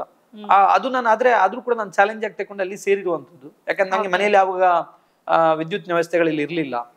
ಮತ್ತೆ ಆಗ ನಂಗೆ ರತ್ನಮಾನಸ ಅಂತ ಹೇಳುವಾಗ ಖುಷಿ ಆಯ್ತು. ಅಲ್ಲಿ ಫ್ಯಾನ್ ಇತ್ತು, ಲೈಟ್ ಇತ್ತು, ಮತ್ತೆ ಓದ್ಲಿಕ್ಕೆಲ್ಲ ಸ್ಟಡಿ ಹಾಲ್ ಇತ್ತು, ಟೇಬಲ್ ಅಲ್ಲಿ ತುಂಬಾ ಖುಷಿ ಆಗಿತ್ತು ನಂಗೆ. ಹಾಗೆ ನಾನು ಅಲ್ಲಿ ರತ್ನಮಾನಸ ಸೇರಿರುವಂತ, ಅದು ನನ್ನ ಒಂದು ಪಾಯಿಂಟ್ ಜೀವನದಲ್ಲಿ. ಆಗ ನಂಗೆ ಅದು ಇದು ಯಾಕೆ ಸೇರಿದೆ ಜೈಲು ಅಂತ ಹೇಳಿ ಅನಿಸ್ತಾ ಇತ್ತು.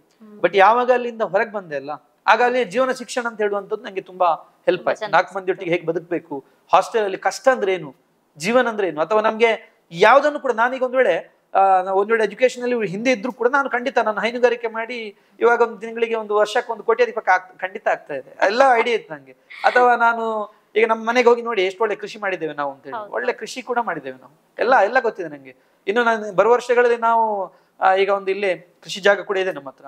ಹಾಗಾಗಿ ನಮ್ಮ ಕಾಲೇಜಿನ ವಿದ್ಯಾರ್ಥಿಗಳಿಗೆ ಬೇಕಾಗುವಂತ ಹಾಲ್ ಇರ್ಬೋದು ಎಲ್ಲ ಕೂಡ ನಾವೇ ನಮ್ಮಲ್ಲಿ ದನ ಫಾರ್ಮಸಿ ಮಾಡಿ ಮಾಡುವಂತ ಪ್ಲಾನ್ ಮಾಡಿದೆ. ಫಾರ್ಮ್ ಮಾಡಿ, ಡೈರಿ ಫಾರ್ಮ್ ಮಾಡಿ ಹಾಗೆ. ಓಕೆ. ಹಾಗೆ ಮುಂದೆ ಬರ್ತಾ ನಿಮ್ಮ ಕಾಲೇಜ್ ಡೇಸ್ ಹತ್ರ ಬಂದ್ರೆ, ಯು ಆರ್ ವೆರಿ ವಿಷನರಿ. ಆಗ್ಲೂ ಕೂಡ ತುಂಬಾ ಲೀಡರ್ಶಿಪ್ ಕ್ವಾಲಿಟೀಸ್ ಇತ್ತು. ಎಲೆಕ್ಷನ್ಸ್ ಅಲ್ಲಿ ಪಾರ್ಟಿಸಿಪೇಟ್ ಮಾಡ್ತಾ ಇದ್ರಿ ಅಂತ ಗೊತ್ತಾಯ್ತು. You are college secretary also. So ಹಾಗಾಗಿ ಈವನ್ PUC ಡೇಸ್ ಅಲ್ಲೂ ಅದು ಬಂದಿರ್ತದೆ. How are your PU days and later your? PUC ಅಲ್ಲಿ ಸ್ವಲ್ಪ ಕಷ್ಟ ಇತ್ತು, ಯಾಕಂದ್ರೆ ನಾನು ಕನ್ನಡ ಮೀಡಿಯಂ ಓದಿದ್ದು 10th ವರೆಗೆ. ಹಾಗಾಗಿ ಸ್ವಲ್ಪ ಕಷ್ಟ ಆಗ್ತಾ ಇತ್ತು ನಂಗೆ. ಆದ್ರೂ ಕೂಡ ತುಂಬಾ ಓದುದಕ್ಕೆ ಜಾಸ್ತಿ ಫೋಕಸ್ ಮಾಡ್ತಿದ್ದೇವೆ. ತುಂಬಾ ಓದ್ತಾ ಇದ್ದೆ ನಾನು. ಸೈನ್ಸ್ ತಗೊಂಡು ಒಂದು ಮೆಡಿಕಲ್ ಓದ್ಬೇಕು ಅಂತ ಹೇಳುವಂತ ಒಂದು ಆಸೆ ಇತ್ತು. ಬಟ್ ಆಗ ಸ್ವಲ್ಪ ನಮ್ಗೆ ಕೆಲವು ಪರಿಸ್ಥಿತಿಗಳೆಲ್ಲ ಆಗ್ಲಿಲ್ಲ, ಸ್ವಲ್ಪ ಮಿಸ್ ಆಯ್ತು. ಆದ್ರೆ ಮತ್ತೆ ಡಿಗ್ರಿ ಬಂದಾಗ ನಾನು BSc ಅನ್ನು ಕೂಡ ಅಲ್ಲಿ SDM ಅಲ್ಲಿ ಫಿಸಿಕ್ಸ್ ಕೆಮಿಸ್ಟ್ರಿ ಮ್ಯಾಥ್ಸ್ ಕಾಂಬಿನೇಷನ್ ತಗೊಂಡದ್ದು ನಾನು. PUC ಅಲ್ಲಿ PCMB, ಅಲ್ಲೂ ಕೂಡ ನಂಗೆ ಒಳ್ಳೆ ಮಾರ್ಕ್ ಬಂದಿತ್ತು PUC ಅಲ್ಲಿ. ಹಾಗಾಗಿ PCM ಡಿಗ್ರಿಯಲ್ಲಿ ನಂಗೆ ಒಂದು ಸ್ಕಾಲರ್ಶಿಪ್ ಸಿಕ್ಕಿ ನಂಗೆ SDM ಅಲ್ಲೇ ಅಲ್ಲಿ ಕೂಡ ಅಡ್ಮಿಷನ್ ಆಗಿತ್ತು. ಅಲ್ಲಿ ನಾನು ಓದೋದ್ರೊಟ್ಟಿಗೆ ಇಂಥ ಒಂದು ನಾಯಕತ್ವ ಗುಣ, 4 ಮಂದಿ ಒಟ್ಟಿಗೆ 4 ಮಂದಿ ಹಿಡ್ಕೊಂಡು ಸ್ವಲ್ಪ ಲೀಡರ್ ಹಾಗೆ ಇರುವಂತದ್ದು ಕೂಡ ಕಲ್ತಿದ್ದೇವೆ ನಾವು. ಹಾಗಾಗಿ ನಾನು ಸೆಕೆಂಡ್ ಇಯರ್ ಡಿಗ್ರಿಯಲ್ಲಿ ಕೂಡ ಕ್ಲಾಸ್ ಇದ್ದು ರೆಪ್ ಆಗಿದ್ದೆ, ಕ್ಲಾಸ್ ಲೀಡರ್ ಆಗಿದ್ದೆ. ಆಮೇಲೆ ಫೈನಲ್ ಇಯರ್ ಅಲ್ಲಿ ಕೂಡ ಕ್ಲಾಸ್ ಲೀಡರ್ ಆದಾಗ ನಂಗೆ ಒಂದು ಪ್ರೆಸಿಡೆಂಟ್ ಆಗುವಂತ ಅವಕಾಶ ಸಿಕ್ಕಿತ್ತು. ಬಟ್ ನಾನು ವೈಸ್ ಪ್ರೆಸಿಡೆಂಟ್ ಅಥವಾ ಏನ್ ಹೇಳ್ತೇವೆ ಸೆಕ್ರೆಟರಿ ಆಗಿದ್ದೆ SDM ಕಾಲೇಜಲ್ಲಿ. ಹಾಗಾಗಿ ನಂಗೆ ಅದೊಂದು ಲೀಡರ್ಶಿಪ್ ಕೂಡ ಅದು ಕೂಡ ಸ್ವಲ್ಪ ಹೆಲ್ಪ್ ಆಯ್ತು ಅಂತ ಹೇಳಿ ತಪ್ಪಾಗ್ಲಿಕ್ಕಿಲ್ಲ. how were the days in college? ನಾನು ಅವಾಗ್ಲೂ ಕೂಡ ಅಷ್ಟೇ, ಲೀಡರ್ ಅಂತ ಹೇಳಿದ್ರೆ ಹೇಗೆ ಅಂತ ಹೇಳಿದ್ರೆ it's not position, leadership is not position, it's action ಅಂತ ಹೇಳುವ. ಯಾಕಂತ ಹೇಳಿದ್ರೆ ನಾವು ಮಾಡಿ ನಾವು ಈಗ ನಾವು ನೋಡಿ ಯಾವ್ದು ಕೂಡ ಅಷ್ಟೇ. ಈಗ ನಮ್ಗೆ ನಾನು ಕೋಚಿಂಗ್ ಕ್ಲಾಸ್ ಸ್ಟಾರ್ಟ್ ಮಾಡುವಾಗ ಇರ್ಬೋದು, ಇರ್ಬೋದು, ಅಲ್ಲಿ ನಾನು ಇನ್ನೊಬ್ರು ಕೆಲಸ ಹೇಳ್ತಿರ್ಲಿಲ್ಲ. ಫಸ್ಟ್ ನಾನೇ ಮಾಡ್ತಾ ಇದ್ದೆ ಯಾವ ಕೆಲಸ ಕೂಡ. ನಾನು ಮಾಡುವಾಗ ನಮ್ಮೊಟ್ಟಿಗಿರುವವರೆಲ್ಲರೂ ಕೂಡ ಚೇರ್ಮನ್ ಕೆಲಸ ಮಾಡ್ತಾರೆ ಅಂತ ಆಗುವಾಗ ನಾವು ಮಾಡ್ಲೇಬೇಕು ಅಂತ ಹೇಳಿ ಮಾಡುವಂತ. ಇದು ನಮ್ಗೆ ಮೈನ್ ಆಗಿ ಲೀಡರ್ಶಿಪ್ ಅಂತ ಹೇಳಿದ್ರೆ ಹಾಗಿರ್ಬೇಕು ಅಂತ ಹೇಳಿ ನಾನು ನಂಬಿದವ. ಯಾಕಂದ್ರೆ ನಾವು ಇನ್ನೊಬ್ರಿಗೆ ಆರ್ಡರ್ ಮಾಡಿ ಸುಮ್ನೆ ಕೂತ್ಕೊಂಡು ಎಸ್ ರೂಮ್ ಅಲ್ಲಿ ಕೂತ್ಕೊಂಡಿರೋದು ನಾವು ಲೀಡರ್ಶಿಪ್ ಅಲ್ಲ. being a boss is different, being a leader is different. ಖಂಡಿತ ಖಂಡಿತ. ಹೌದು. ಹಾಗೆ ನೀವು ಕಾಲೇಜ್ ಡೇಸ್ ಅಲ್ಲೇ ನೀವು ಪಾರ್ಟ್ ಟೈಮ್ ಕೂಡ ಜಾಬ್ ಮಾಡ್ತಾ ಇದ್ರಿ. ಆ ವಿಷಯ ಅವಾಗ ಡಿಗ್ರಿ ಓದೋ ಟೈಮಲ್ಲಿ ನಂಗೆ ಏನಾಯ್ತು ಅಂತ ಹೇಳಿದ್ರೆ ಕಾಲೇಜಿನ ವೈಸ್ ಪ್ರೆಸಿಡೆಂಟ್ ಆಗಿದ್ದೆ. ನಾವು ಡಿಸ್ಕ್ಲೋಸ್ ಮಾಡಬಾರ್ದು, ನಾನು ಸ್ವಲ್ಪ ಕಮ್ಮಿ ಮಾರ್ಕ್ ಬಂದಿತ್ತು ನಂಗೆ BSc ಅಲ್ಲಿ. ಯಾವಾಗ್ಲೂ ಕೂಡ ನಾನು ಒಳ್ಳೆ ಓದು ಹುಡುಗ, ಯಾವಾಗ ಸಣ್ಣ ಒಂದು 1ನೇ ಕ್ಲಾಸ್ ಇಂದ ಹಿಡಿದು up to second year degree ವರೆಗೆ ಕೂಡ ನಾನು ಟಾಪರ್ ಆಗಿದ್ದೆ ಕ್ಲಾಸ್ ಇದ್ದೆಲ್ಲ. ಬಟ್ ಫೈನಲ್ ಇಯರ್ ಅಲ್ಲಿ ಏನಾಯ್ತು ಅಂತ ಹೇಳಿದ್ರೆ ನಂಗೆ ಈ ಕಾಲೇಜಿನ ಸೆಕ್ರೆಟರಿ ಆಗಿದ್ದ ಕಾರಣ ಸ್ವಲ್ಪ ಅದರ್ ಆಕ್ಟಿವಿಟೀಸ್ ಇರ್ಬೋದು, ಮತ್ತೆ ಅದೆಲ್ಲ ಸ್ವಲ್ಪ ಜಾಸ್ತಿ ಆಯ್ತು. ಈ ಕಾಮರ್ಸ್ ಗಳ BCom ಓದುವವರು ಫ್ರೆಂಡ್ಸ್ ತುಂಬಾ ಮಂದಿ. ಹಾಗಾಗಿ ಮತ್ತೆ ಅದರೊಟ್ಟಿಗೆ ನಾವು ಸ್ವಲ್ಪ ಈ ಇನ್ಸೂರೆನ್ಸ್ ಮಾಡುವಂಥದ್ದು ಸ್ವಲ್ಪ ಇದಕ್ಕೋಸ್ಕರ ಅಂಥದ್ದೆಲ್ಲ ಸ್ವಲ್ಪ ಮಾಡ್ತಿದ್ದೆವು. ಹಾಗಾಗಿ ನಂಗೆ ಸ್ವಲ್ಪ ಡಿಗ್ರಿಯಲ್ಲಿ ಸ್ವಲ್ಪ ಕಷ್ಟ ಆಯ್ತು ಸ್ವಲ್ಪ. ಹಾಗಾಗಿ ನಂಗೆ 1 ವರ್ಷ BSc ಆಗಿ ನಾನು 1 ವರ್ಷ, ನಮ್ಗೆ MSc ಆಗ ಕೊಣಜ್ಜಿಯಲ್ಲಿ ಸೀಟ್ ಸಿಗ್ಬೇಕು ಅಂತ ಹೇಳಿದ್ರೆ ಒಳ್ಳೆ ಮಾರ್ಕ್ ಬೇಕು. ಸೊ ಹಾಗಾಗಿ ನಂಗೆ ಆಗ ಫಿಸಿಕ್ಸ್ ಅಲ್ಲಿ ಕಮ್ಮಿ ಮಾರ್ಕ್ ಬಂದಿತ್ತು. 1 ವರ್ಷ ನಂದು ಏನ್ ಹೇಳುದು, ನಾನು ಅನ್ಫಾರ್ಚುನೇಟ್ಲಿ ನಂಗೆ 1 ವರ್ಷ BSc ಆಗಿ MSc ಮಾಡ್ಲಿಕ್ಕೆ ಸೀಟ್ ಸಿಕ್ಕಿರ್ಲಿಲ್ಲ ಆ ವರ್ಷ. ಸೊ ಹಾಗಾಗಿ ನಾನು ಏನ್ ಮಾಡಿದೆ, 1 ವರ್ಷ ನಾನು BSc ಆದ ತಕ್ಷಣ ಮಂಗಳೂರಿನ ಒಂದು ಎಲ್ಲ ಕೆಲಸ ಮಾಡಿದೆ. BSc ಆಗಿ ರಜೆಯಲ್ಲಿ ಅಮ್ಮ ಯಾವಾಗ್ಲೂ ನಮ್ಗೆ ಅಮ್ಮ ಮತ್ತೆ ನಾನು ಒಟ್ಟಿಗಿರುವಾಗ ತುಂಬಾ ದೂರದೇ ತುಂಬಾ ಪ್ರೀತಿ, ಒಟ್ಟಿಗಿದ್ದಾಗ ತುಂಬಾ ಅವ್ರು ಸ್ಟ್ರಿಕ್ಟ್. ನಂಗೆ ಈ ಮನೇಲಿ ಕೂತ್ಕೊಳ್ಳೋದಂದ್ರೆ ಅವ್ರಿಗೆ ಆಗ್ತಿರ್ಲಿಲ್ಲ. ಹಾಗಾಗಿ ನಾನು ಎಂತ ಮಾಡುದು, ನಾನು ಇನ್ನೂ ರಿಸಲ್ಟ್ ಬಂದಿರ್ಲಿಲ್ಲ. ಏನು ರಿಸಲ್ಟ್ ಬಂದ್ರೆ ನೆಕ್ಸ್ಟ್ ಏನಾದ್ರು MSc ಮಾಡೋ ಪ್ಲಾನ್ ಇತ್ತು ನಂಗೆ. ಆಗ ಅಮ್ಮ ಯಾವಾಗ್ಲೂ ಕೂಡ ಏನ್ ಮಾಡುದು, ನಾನು ಎಷ್ಟು ಡಿಗ್ರಿ ಆದ ತಕ್ಷಣ ಸೀದಾ ನಾನು ಬ್ಯಾಂಗ್ಳೂರಿಗೆ ಹೋಗಿ ಅಲ್ಲಿ ಒಂದು ಡ್ರೆಸ್ ಅಂಗಡಿಯಲ್ಲಿ ಕೂಡ ಕೆಲಸ ಮಾಡಿದೆ, ಸ್ವಲ್ಪ ಸೇಲ್ಸ್ ವರ್ಕ್ ಕೂಡ ಮಾಡಿದ್ದೇವೆ ನಾವು. ಆ ಒಂದು ತಿಂಗಳು ಕೆಲಸ ಮಾಡಿದೆ. ಆಮೇಲೆ ಬಾಂಬೆಗೆ ನನ್ನ ಮಾವ ಕರೆದ್ರು, ಅಲ್ಲಿ ಕೂಡ ಒಂದು 2-3 ತಿಂಗಳು ಕೆಲಸ ಮಾಡಿದ್ದೇನೆ. ಅವರದ್ದು ಒಂದು ಬೇಕರಿಯಲ್ಲಿ ಇತ್ತು. ಆಮೇಲೆ ನನ್ನ ಫ್ರೆಂಡ್ ಮಂಗಳೂರಲ್ಲಿ ಹೇಳಿದ, ನಮ್ಗೆ BSc ಓದಿದವರಿಗೆ KOCL ಕುದ್ರಮ್ ಕಂಪನಿಯಲ್ಲಿ ಒಂದು ಜಾಬ್ ಇದೆ ಅಂತೇಳಿ. ಹಾಗೆ ನಾನು ಅಲ್ಲಿ ಬಂದು ಲ್ಯಾಬ್ ವರ್ಕ್ ಮಾಡ್ತಾ ಇದ್ದೆ. ಲ್ಯಾಬ್ ಅಲ್ಲಿ ಅದೊಂದು ವರ್ಷ ಡೇ ಟೈಮ್ ಅಲ್ಲಿ ನಾನು 3 ಕೆಲಸ ಮಾಡಿದ್ದೇನೆ. 1 ವರ್ಷ BSc ಆಗಿದೆ, ನಂಗೆ ತುಂಬಾ ಹೆಲ್ಪ್ ಆಯ್ತು. ಹಗ್ಲಲ್ಲಿ ನಾವು ಒಂದು ಶಿಫ್ಟ್ ಇತ್ತು ಅಲ್ಲಿ, ಲ್ಯಾಬ್ ಅಲ್ಲಿ ನಾವು ಅನಲಿಸ್ಟ್ ಆಗಿ ಕೆಲಸ ಮಾಡ್ತೇವೆ, ಅನಾಲಿಸಿಸ್ ಮಾಡ್ಲಿಕ್ಕೆ. ಐರನ್ ಓರ್ ಎಲ್ಲ, ಆಗ ತುಂಬಾ ಐರನ್ ಓರ್ ಬರ್ತಾ ಇತ್ತು ಬಳ್ಳಾರಿಯಿಂದ, ಸಂಡೂರಿಂದ, ಕುದ್ರೆಮುಖದವರು. ಸೊ ಅಲ್ಲಿ ನಾನು KOCL ಕುದ್ರೆಮುಖ ಕಂಪನಿಯಲ್ಲಿ ಕೂಡ ಕುದ್ರೆಮುಖ ಐರನ್ ಓರ್ ಬರ್ತಿರ್ಲಿಲ್ಲ, ಆಗ ಬ್ಯಾನ್ ಆಗಿತ್ತು. ಬಟ್ ಅಲ್ಲಿ ಹೊರಗಡೆಯಿಂದ ಬರ್ತಿತ್ತು ಐರನ್ ಎಲ್ಲ. ಸೊ ಅಲ್ಲಿ ತೆಕೊಳ್ತಿದ್ರು ಅಲ್ಲಿ ಮಾಡಿ. ಅವ್ರು ಏನ್ ಮಾಡ್ತಿದ್ರು, ಬ್ಲಾಸ್ಟ್ ಫರ್ನೆನ್ಸ್ ಅಲ್ಲಿ ಅದನ್ನು ರಾ ಐರನ್ ತೆಗೆದು ಪ್ರೊಡಕ್ಷನ್ ಮಾಡ್ತಾ ಇದ್ರು. ಸೊ ಆಗ ನಾವು ಅನಾಲಿಸಿಸ್ ಮಾಡಬಹುದು ಎಷ್ಟು ಐರನ್ ಓರ್ ಕಂಟೆಂಟ್ ಇದೆ ಅಂತೇಳಿ, ಅದ ಕೆಲಸ ಮಾಡ್ತಿದ್ದೆ BSc ಆಗಿ. ಅದರೊಟ್ಟಿಗೆ ಈವ್ನಿಂಗ್ ಅಲ್ಲಿ ಸಂಜೆ ಒಂದು 4 to 6 ವ್ಯಾಲೆನ್ಸಿಯಲ್ಲಿ ಒಂದು ಗಣೇಶ್ ಟ್ಯೂಟೋರಿಯಲ್ ಅಂತ ಹೇಳಿ ಆ ಟೈಮ್ ಅಲ್ಲಿ. ಸೊ ಆಗ ನಂಗೆ ಟ್ಯೂಷನ್ ಕೊಡ್ಲಿಕ್ಕೆ ಕರೀತಾ ಇದ್ರು. ಸೊ ಅದಕ್ಕೆ 1,000 ಕೊಡ್ತಿದ್ರು ತಿಂಗಳಿಗೆ, ಇಡೀ ತಿಂಗಳು ಕ್ಲಾಸ್ ಮಾಡಿದಕ್ಕೆ 1,000 ಸಂಬಳ. ಆಮೇಲೆ ನೈಟ್ ಏನ್ ಮಾಡ್ತಿದ್ದೆವು, ಶಿಪ್ ಅಲ್ಲಿ ನಮ್ಗೆ ಹಾರ್ಬರ್ ಅಲ್ಲಿ ನಮ್ಮ ಮಂಗಳೂರಿಗೆ ಇಲ್ಲಿಂದ ಇರಾಕ್ ಮತ್ತೆ ಇರಾನ್ ಇಂದ ಹೆವಿ ಆಯಿಲ್ ಬರ್ತಾ ಇತ್ತು, ಕ್ರೂಡ್ ಆಯಿಲ್ ಹೆಚ್ಚಿನ ಅಂಶದ್ದು. ಇರಾನ್ ಹೆವಿ ಆಯಿಲ್ ಬರ್ತಾ ಇತ್ತು. ಸೊ ಅದನ್ನ ನಾವೇನ್ ಮಾಡ್ಬೇಕು, ಅಲ್ಲಿಂದ ಡೈರೆಕ್ಟ್ ನಮ್ಮ ಇಲ್ಲಿ ಹಾರ್ಬರ್ ಇಂದ ಬರ್ತಿಂದ ಡೈರೆಕ್ಟ್ ಆಗಿ ಪೈಪ್ ಲೈನ್ ಇರ್ತದೆ ಎಲ್ಲಿಗೆ, ನಮ್ಮ MRP ಅಲ್ಲಿಗೆ. ಸೊ ಅದನ್ನ ನಾವು ಅಲ್ಲಿ ಕೂಡ ನಾವು BSc ಆದ ಕಾರಣಂಗೆ ಅಲ್ಲಿ ಒಂದು ಸರ್ವೆ ಮಾಡ್ಬೇಕಿತ್ತು, ಎಷ್ಟು ಅಲ್ಲಿ ಕ್ರೂಡ್ ಆಯಿಲ್ ಅವರು ಇದು ಮಾಡ್ತಾರೆ ಅಷ್ಟೇ ಇರ್ಬೇಕು ಇಲ್ಲಿ ಕ್ರೂಡ್ ಆಯಿಲ್. ಸೊ ಅದರ ಒಂದು ಸರ್ವೆ ಮಾಡೋ ಕೆಲಸನ ಕೂಡ ಮಾಡ್ತಿದ್ದೆ. ಹಾಗೆ 3 ಕೆಲಸವನ್ನು ಕೂಡ ಮಾಡ್ತಾ ಇದ್ದೆ. ಸೊ ಅದ್ರಲ್ಲಿ 3ರಲ್ಲಿ ನಂಗೆ ಇಷ್ಟ ಆದ ಯಾವ್ದು ಅಂತ ಹೇಳಿದ್ರೆ ಮಕ್ಕಳ ಒಂದು ಟೀಚಿಂಗ್. ಯಾಕಂದ್ರೆ ಮೊದಲು ಕೂಡ ನನ್ನ ಅಮ್ಮ ಯಾವಾಗ್ಲೂ ಹೇಳ್ತಾ ಇದ್ರು, ನನ್ನ ಒಬ್ರು ಮಾವ ಯುವರಾಜ್ ಸರ್ ಅಂತ ಹೇಳಿ ಎಕ್ಸಲೆಂಟ್, ಅವ್ರು ನಂದು ತಾಯಿದ್ದು ಬ್ರದರ್ ಆಗ್ಬೇಕು ಅವರು. ಅವ್ರು ಯಾವಾಗ್ಲೂ ಟೀಚರ್ ಆಗಿ ಒಳ್ಳೆ ಎಕ್ಸಲೆಂಟ್ ಕೋಚಿಂಗ್ ಸೆಂಟರ್ ಎಲ್ಲ ಮಾಡಿದ್ರು ಉಜಿರೆಯಲ್ಲಿ. ಆಗ ಅಮ್ಮ ಯಾವಾಗ್ಲೂ ಹೇಳುದು, ತುಲಾ ಅವನ್ ನೋಡಿ ಕಲಿ, ಅವನು ಹಾಗೆ ಆಗ್ಬೇಕು ಅಂತ ಹೇಳ್ತಾ ಇದ್ರು. ಆಗ ನಂಗೆ ಹಾಗೆ ಅನಿಸ್ತಾ ಇದ್ದು. ಬಟ್ ನನ್ನ ತಂಗಿ ಕೂಡ, ನಾನು ಅವಳು PUC ಸೈನ್ಸ್ ತಕೊಂಡಾಗ ಅವಳಿಗೆ ಕೂಡ ನಾನು ಸ್ವಲ್ಪ ಡಿಗ್ರಿ ಓದುವ ಟೈಮಲ್ಲಿ ಕೂಡ ಅವಳಿಗೆ ಹೇಳಿಕೊಡ್ತಾ ಇದ್ದೆ, ಯಾವುದು ಫಿಸಿಕ್ಸ್, ಕೆಮಿಸ್ಟ್ರಿ, ಮ್ಯಾಥ್ಸ್, ಬಯಾಲಜಿ ಎಲ್ಲ ಕೂಡ. ಸೊ ಆಗ ನಂಗೆ ಮತ್ತೆ ಅಲ್ಲಿ ನಾವು ವೆಲೆನ್ಸಿಯಲ್ಲಿ ಏನು ನಾನು 10th ಮಕ್ಕಳಿಗೆ ಕೋಚಿಂಗ್ ಕೊಡ್ತಾ ಇದ್ದೆ, ಮತ್ತೆ PUC ಫೈಲ್ ಆದ ಮಕ್ಕಳೆಲ್ಲ ಅಲ್ಲಿ ಬರ್ತಾ ಇದ್ರು, ಅಂತವ್ರಿಗೆ ನಾನು ಓದಿ ಹೇಳ್ತಾ ಇದ್ದೆ ಟ್ಯೂಷನ್. ಆಗ ಅವರು ಅಲ್ಲಿ ಓನರ್ ಹೇಳಿದ್ರು, ನಿಂಗೆ ಒಳ್ಳೆ ಸ್ಕಿಲ್ ಇದೆ ಮಾರ್ರೆ, ಮಕ್ಕಳು ನಿನ್ನ ತುಂಬಾ ಲೈಕ್ ಮಾಡ್ತಾರೆ ನಾನು ಆಗ ಕನ್ನಡ ಮೀಡಿಯಂ ಓದಿದ್ರು ಕೂಡ ಇಂಗ್ಲಿಷ್ ಅಷ್ಟು ನಾನು ಹುಷಾರಿರ್ಲಿಲ್ಲ. ಆದ್ರೂ ಕೂಡ ನಂಗೆ ಆ ಇಂಗ್ಲಿಷ್ ಮೀಡಿಯಂ ICSE ಮಕ್ಕಳು ಕೂಡ ನನ್ನ ಲೈಕ್ ಮಾಡ್ತಾರೆ ಅಂತ ಆಗುವ ನಂಗೆ ಒಳಗೊಳಗಿಂದ ಆಯ್ತು. ಆಗ ನಂಗೆ ಕೆಪಾಸಿಟಿ, ನಾನು ಯಾಕೆ MSc ಮಾಡಬಾರ್ದು ಅಂತ ಹೇಳಿ ನೆಕ್ಸ್ಟ್ ಇಯರ್ ನಾನು MIT Manipal university entrance test ಬರ್ದು ಆಮೇಲೆ MSc ಸೇರಿರುವಂತ. ಅಲ್ಲಿ ನಾನು ಅತ್ಯುತ್ತಮ ಮಾರ್ಕ್ ತಗೊಂಡೆ. ನಾನು CGPA 9.4 CGPA final year MSc ಅಲ್ಲಿ, ಅದು ಕೂಡ ಕೆಮಿಸ್ಟ್ರಿ, ಆರ್ಗ್ಯಾನಿಕ್ ಕೆಮಿಸ್ಟ್ರಿ ಸ್ಪೆಷಲೈಸೇಷನ್ ಅಲ್ಲಿ. ಬಟ್ ನನ್ಗೆ ಆರ್ಗ್ಯಾನಿಕ್ ಕೆಮಿಸ್ಟ್ರಿ MSc ಮಾಡಿದ್ರು ಕೂಡ ತುಂಬಾ ಕಂಪನೀಸ್ ಎಲ್ಲ ಬಂದಿತ್ತು ಆ ಸಂದರ್ಭದಲ್ಲಿ. ಬಟ್ ನಾನು ಆದ್ರೂ ಕಂಪನಿ ಕೆಲ್ಸಕ್ಕೆ ಹೋಗೋದು ಬೇಡ, ನಾನೊಂದು ಟೀಚರ್ ಆಗ್ಬೇಕು ಅಂತ ಹೇಳಿ ತುಂಬಾ ಇಷ್ಟ ಇತ್ತು. ಬಟ್ ಆಗ ಎಲ್ಲ ಫ್ರೆಂಡ್ಸ್ ಹೇಳುದು, ಟೀಚಿಂಗ್ ಎಲ್ಲ ಕಮ್ಮಿ ಸ್ಯಾಲ್ರಿ, ಕಂಪನಿಗೆ ಹೋದ್ರೆ ಒಳ್ಳೆ ಸ್ಯಾಲ್ರಿ ಇದೆ ಅಂತ ಹೇಳಿ ನಂಗೆ ಇದ್ ಮಾಡ್ತಾ ಇದ್ರು. ಬಟ್ ನಂಗೇನು ಅದು ಮಕ್ಕಳೊಟ್ಟಿಗೆ ಇರುವಂತ ತುಂಬಾ ಇಷ್ಟ. ನಾವು ಹೌದೌದು ಮಕ್ಕಳಲ್ಲೇ ದೇವರನ್ನು ಕಾಣೋರು ನಾವು. ಹಾಗಾಗಿ ನಂಗೆ ಟೀಚಿಂಗ್ ಆಗ್ಬೋದು ಅಂತ ಹೇಳಿ ನಾನು ಪ್ಲಾನ್ ಮಾಡ್ತಾ ಇದ್ದೆ. ಆಳ್ವಾಸ್ ಕಾಲೇಜಲ್ಲಿ ಇಂಟರ್ವ್ಯೂಗೆ ಸೆಲೆಕ್ಟ್ ಆದೆ ಫಸ್ಟಿಗೆ. ಅದೊಂದು ಸೆಕೆಂಡ್ ಟರ್ನಿಂಗ್ ಪಾಯಿಂಟ್ ಅಂತ ಹೇಳಿ ತಪ್ಪಾಗ್ಲಿಕ್ಕೆ ಇಲ್ಲ ಲೈಫಲ್ಲಿ. ಎರಡನೇ ಒಂದು ಒಳ್ಳೆ ಕೆಲಸ ಮಾಡಿದ್ದು ನಾನು. ಆಗೆಲ್ಲರೂ ಹೇಳಿದ್ರು ಅಲ್ಲಿ ಸೇರಬೇಡಿ, ನಿಂಗೆ ಕಂಪನಿ ಕೆಲಸ ಒಳ್ಳೇದು, ಟೀಚಿಂಗ್ ಜಾಬ್ ಸೇರಬೇಡ ಅಂತೆಲ್ಲ ಹೇಳ್ತಾ ಇದ್ರು. ಬಟ್ ಆದ್ರೂ ಕೂಡ ನಾನು ಧೈರ್ಯ ಮಾಡಿ ಸೇರಿದೆ. ಬಟ್ ನಂಗೆ ಅಲ್ಲಿ ಸೇರಿದ್ಮೇಲೆ ತುಂಬಾ ಒಳ್ಳೇದು ಅಂತ ಅನಿಸ್ತು. ಯಾಕಂತ ಹೇಳಿದ್ರೆ ಅಲ್ಲಿ ನಮ್ಗೆ ನೀಟ್ ಅಂದ್ರೆ ಏನು, JEE, CET ಮಕ್ಕಳಿಗೆ ಕೋಚಿಂಗ್ ಕೊಡುವಂಥದ್ದು ಎಲ್ಲ ಕೂಡ ಅವಕಾಶವನ್ನು ಡಾಕ್ಟರ್ ಮೋಹನ್ ಆಳ್ವರು ಕಳಿಸ್ಕೊಟ್ಟಿದ್ದಾರೆ ನಮ್ಗೆ. ಹಾಗಾಗಿ ಅವ್ರು ನಿಮ್ಮ ಲೈಫಲ್ಲಿ ತುಂಬಾ ಖಂಡಿತ ಎರಡು ನಮ್ಗೆ ಪರಮ ಪೂಜ್ಯ ಕಾವಂದ್ರು ನಂಗೆ ರತ್ನಮನಸ ಹೇಗೆ ನಂಗೆ ಒಂದು ಜೀವನ ಶಿಕ್ಷಣ ಕೊಟ್ಟಿತ್ತು, ಹಾಗೆ ನಮ್ಮ ಡಾಕ್ಟರ್ ಮೋಹನ್ ಆಳ್ವರ ಆಳ್ವಾಸ್ PUC ಕಾಲೇಜಲ್ಲಿ ನಾನೊಬ್ಬ ಕೆಮಿಸ್ಟ್ರಿ ಲೆಕ್ಚರ್ ಆಗಿ ಸೇರಿರುವಂತದ್ದು ಕೂಡ ನನ್ನ ಜೀವನದಲ್ಲಿ ನನ್ನ ಒಂದು ಪ್ರಮುಖ ಏನು ಹೆಲ್ಪ್ ಆದ ಅಂಶ ಅಂತ ಹೇಳಿ ತಪ್ಪಾಗಿರ್ಲಿಲ್ಲ. ಇನ್ಸ್ಪೈರ್ ಆಗಿದ್ದಾರೆ ನಾನು ಯಾವತ್ತೂ ಕೂಡ. ಓಕೆ, ಹಾಗೆ ಅಲ್ಲಿಂದ ನೀವು ಮತ್ತೆ 5 ಮಕ್ಕಳಿಗೆ ಕೋಚಿಂಗ್. ಖಂಡಿತ ನಾನು ಏನಂತ ಹೇಳಿದೆ, 2011ರಲ್ಲಿ ನಾನು ಆಳ್ವಾಸ್ ಅಲ್ಲಿ PUC ಅಲ್ಲಿ ಕೆಮಿಸ್ಟ್ರಿ ಲೆಕ್ಚರ್ ಆಗಿ ಸೇರಿದೆ. ಸೊ ಅದೇ ಸಂದರ್ಭದಲ್ಲಿ ನನ್ನ ಮಾವ ಯುವರಾಜ್ ಸರ್ ಉಜಿರೆಯಲ್ಲಿ ಕೋಚಿಂಗ್ ಸೆಂಟರ್ ಅನ್ನು ಸ್ಟಾಪ್ ಮಾಡಿ ಅವ್ರದ್ದೊಂದು PU ಕಾಲೇಜ್ ಕೂಡ ಮಾಡಿದ್ರು ಇಲ್ಲಿ ಮುಡಬಿದ್ರೆಯಲ್ಲಿ. ಸೊ ಆ ಸಂದರ್ಭದಲ್ಲಿ ನಂಗೆ ಅವ್ರು ಹೇಳಿದ್ರು, ನಾನು ಕೋಚಿಂಗ್ ಅಲ್ಲಿ ಹೋಗ್ತಾ ಇದ್ದೆ, ಆಳ್ವಾಸ್ ಅಲ್ಲಿ ಲೆಕ್ಚರ್ ಆಗಿದ್ರು ಕೂಡ. ಸೊ ಇಡೀ ಕರ್ನಾಟಕದ ಎಲ್ಲಿ ಕರೆದ್ರು ಕೋಚಿಂಗ್ ಹೋಗೋದು ನಂಗೊಂದು ಹುಚ್ಚು, ಕೋಚಿಂಗ್ ಮಾಡುವಂಥದ್ದು. ಸೊ ಆಗ ನಂಗೆ ಅವರು ಯುವರಾಜ್ ಸರ್ ಹೇಳಿದ್ರು, ನಮ್ದು ಉಜಿರೆಯಲ್ಲಿ ಒಂದು ಕೋಚಿಂಗ್ ಸೆಂಟರ್ ನಾವು ಸದ್ಯಕ್ಕೆ ಸ್ಟಾಪ್ ಮಾಡ್ತಾ ಇದ್ದೇವೆ, ಸೊ ನಿಂಗೆ ಮಾಡಿದ್ರೆ ಮಾಡ್ಬೋದು, ನಿನ್ ಮನೆಯಲ್ಲಿ ಅಲ್ವಾ, ಹೇಗೆ ಮಾಡ್ತೀನಿ ನೋಡು, ನಮ್ಗೆ ಗೊತ್ತಿಲ್ಲ ಅಂತ ಹೇಳಿದ್ರು. ನಾನು ಮಾಡ್ತೇನೆ ಅಂತ ಹೇಳುವಂತ ಒಂದು ಧೈರ್ಯ ತೆಕ್ಕೊಂಡು ಕೋಚಿಂಗ್ ಸೆಂಟರ್ ಸ್ಟಾರ್ಟ್ ಮಾಡಿದೆವು. ಬಟ್ ಆಗ ನಾನು ಸ್ಟಾರ್ಟ್ ಮಾಡಿ ಸ್ವಲ್ಪ ಲೇಟ್ ಆಗಿತ್ತು, ಬರೀ 4 ಮಕ್ಕಳಿಂದ ಸ್ಟಾರ್ಟ್ ಆದಂತ ಸಂಸ್ಥೆ. ಇಂದು ಆಮೇಲೆ 2016ರಲ್ಲಿ ಸ್ಟಾರ್ಟ್ ಮಾಡಿದ್ದು. ಆಮೇಲೆ ಬರುವ ವರ್ಷ ವಿದಿನ್ 1 ಇಯರ್ ಒಳಗಡೆ ನಮ್ಮ ಕ್ವಾಲಿಟಿ ಸಣ್ಣ ರೂಮ್, ಅದು ಒಂದು ರೂಮ್ ನೋಡಿದ್ರೆ ನೀವು ಸಣ್ಣ ಒಂದು ಕೋಚಿಂಗ್ ಸೆಂಟರ್, ಅಷ್ಟು ಏನು ಇಲ್ಲ ಅಂತದ್ರಲ್ಲಿ ನಾವು ಸ್ಟಾರ್ಟ್ ಮಾಡಿರುವಂಥದ್ದು. 4 ಮಕ್ಕಳು ಖಾಲಿ ಒಂದು ನಮ್ಗೆ ತುಂಬಾ ಕಷ್ಟ ಇತ್ತು ಆಗ್ಲೂ ಕೂಡ. ಅಪ್ಪ ಅಮ್ಮನ ಆಶೀರ್ವಾದ, ದೇವರಿಗೆ ಒಂದು ದೀಪ ಹೊತ್ತಿಸಿ ಅಪ್ಪ ಅಮ್ಮನ ಕಾಲು ಹಿಡಿದು ಸ್ಟಾರ್ಟ್ ಮಾಡಿರುವಂತ ಕೋಚಿಂಗ್ ಸೆಂಟರ್. ವಿದಿನ್ 1 year ಅಲ್ಲಿ ನಾವು 100 ರೀಚ್ ಆಗಿದ್ದೇವೆ. ಹಾಗೆ ನಾವು ನಮ್ಮ ಕ್ಲಾಸ್, ನಮ್ಮ ಒಂದು ಸಿಸ್ಟಮ್ ಮಕ್ಳಿಗೆ ತುಂಬಾ ಇಷ್ಟ ಆಗಿ ಅವರ ಫ್ರೆಂಡ್ಸ್ ಅನ್ನೆಲ್ಲ ಹೇಳಿ 100 ವಿದ್ಯಾರ್ಥಿಗಳು ವೆಕೇಶನ್ ವಿದಿನ್ 1 year ಒಳಗೆ ಜಾಯಿನ್ ಆಗಿದ್ರು ನಮ್ಮಲ್ಲಿ. ಆಗ ನಾವು 10th ಮಕ್ಳಿಗೆ ಕೋಚಿಂಗ್ ಕೊಡ್ತಿದ್ದೆವು. ಆಮೇಲೆ PUC ಮಕ್ಳಿಗೆ ಸ್ಯಾಟರ್ಡೆ ಸಂಡೇ ಕೋಚಿಂಗ್ ಇತ್ತು. ಆಮೇಲೆ ವೆಕೇಶನ್ ಕೋಚಿಂಗ್ ಅಂತ ಕೊಡ್ತಿದ್ದೆವು ರಜೆಯಲ್ಲಿ, ಮಾರ್ಚ್ ಏಪ್ರಿಲ್ ಮೇ ಅಲ್ಲಿ. ಅದೇ ತರ ಈ CET ಮತ್ತೆ ಆಗ ನೀಟ್ ಇರ್ಲಿಲ್ಲ, ಆಗ ಸ್ವಲ್ಪ CET JEE ಅದಕ್ಕೆ ಕೂಡ ಕೋಚಿಂಗ್ ಕೊಡ್ತಾ ಇದ್ದೇವೆ ನಾವು. ಹಾಗೆ ಆಮೇಲೆ ಏನಾಯ್ತು ಅಂತ ಹೇಳಿದ್ರೆ ಒಂದು ವಿದ್ಯಾರ್ಥಿಗಳ ಸಂಖ್ಯೆ ಜಾಸ್ತಿ ಆಗ್ತಾ ಬಂತು. 400 ವಿದ್ಯಾರ್ಥಿಗಳನ್ನ ನಾವು ರೀಚ್ ಆದೆವು. ಆದ್ರೆ 2018 ಆಗುವಾಗ, ಸೊ ಈ ನೀಟ್ ಬಂದ್ಮೇಲೆ 2017 ನಂತರ ನೀಟ್ ಬಂತು, ಕಾಂಪಿಟೇಷನ್ ತುಂಬಾ ಹೆವಿ ಆಯ್ತು. ಬರೀ ನಾವು ವೀಕೆಂಡ್ ಕ್ಲಾಸಸ್ ಅಲ್ಲಿ ಅಥವಾ ಸಂಜೆ ಕ್ಲಾಸ್ ಮಾಡಿ ಅಥವಾ ಸಂಡೇ ಕ್ಲಾಸ್ ಮಾಡಿ ನಾವು ರ್ಯಾಂಕ್ ತೆಗೆಸ್ಕೊಡುವಂತ ತುಂಬಾ ಕಷ್ಟ. ಆಲ್ ಇಂಡಿಯಾದಲ್ಲಿ ರ್ಯಾಂಕ್ ತೆಗಿಲಿಕ್ಕೆ ಅಷ್ಟು ಈಸಿ ಇಲ್ಲ.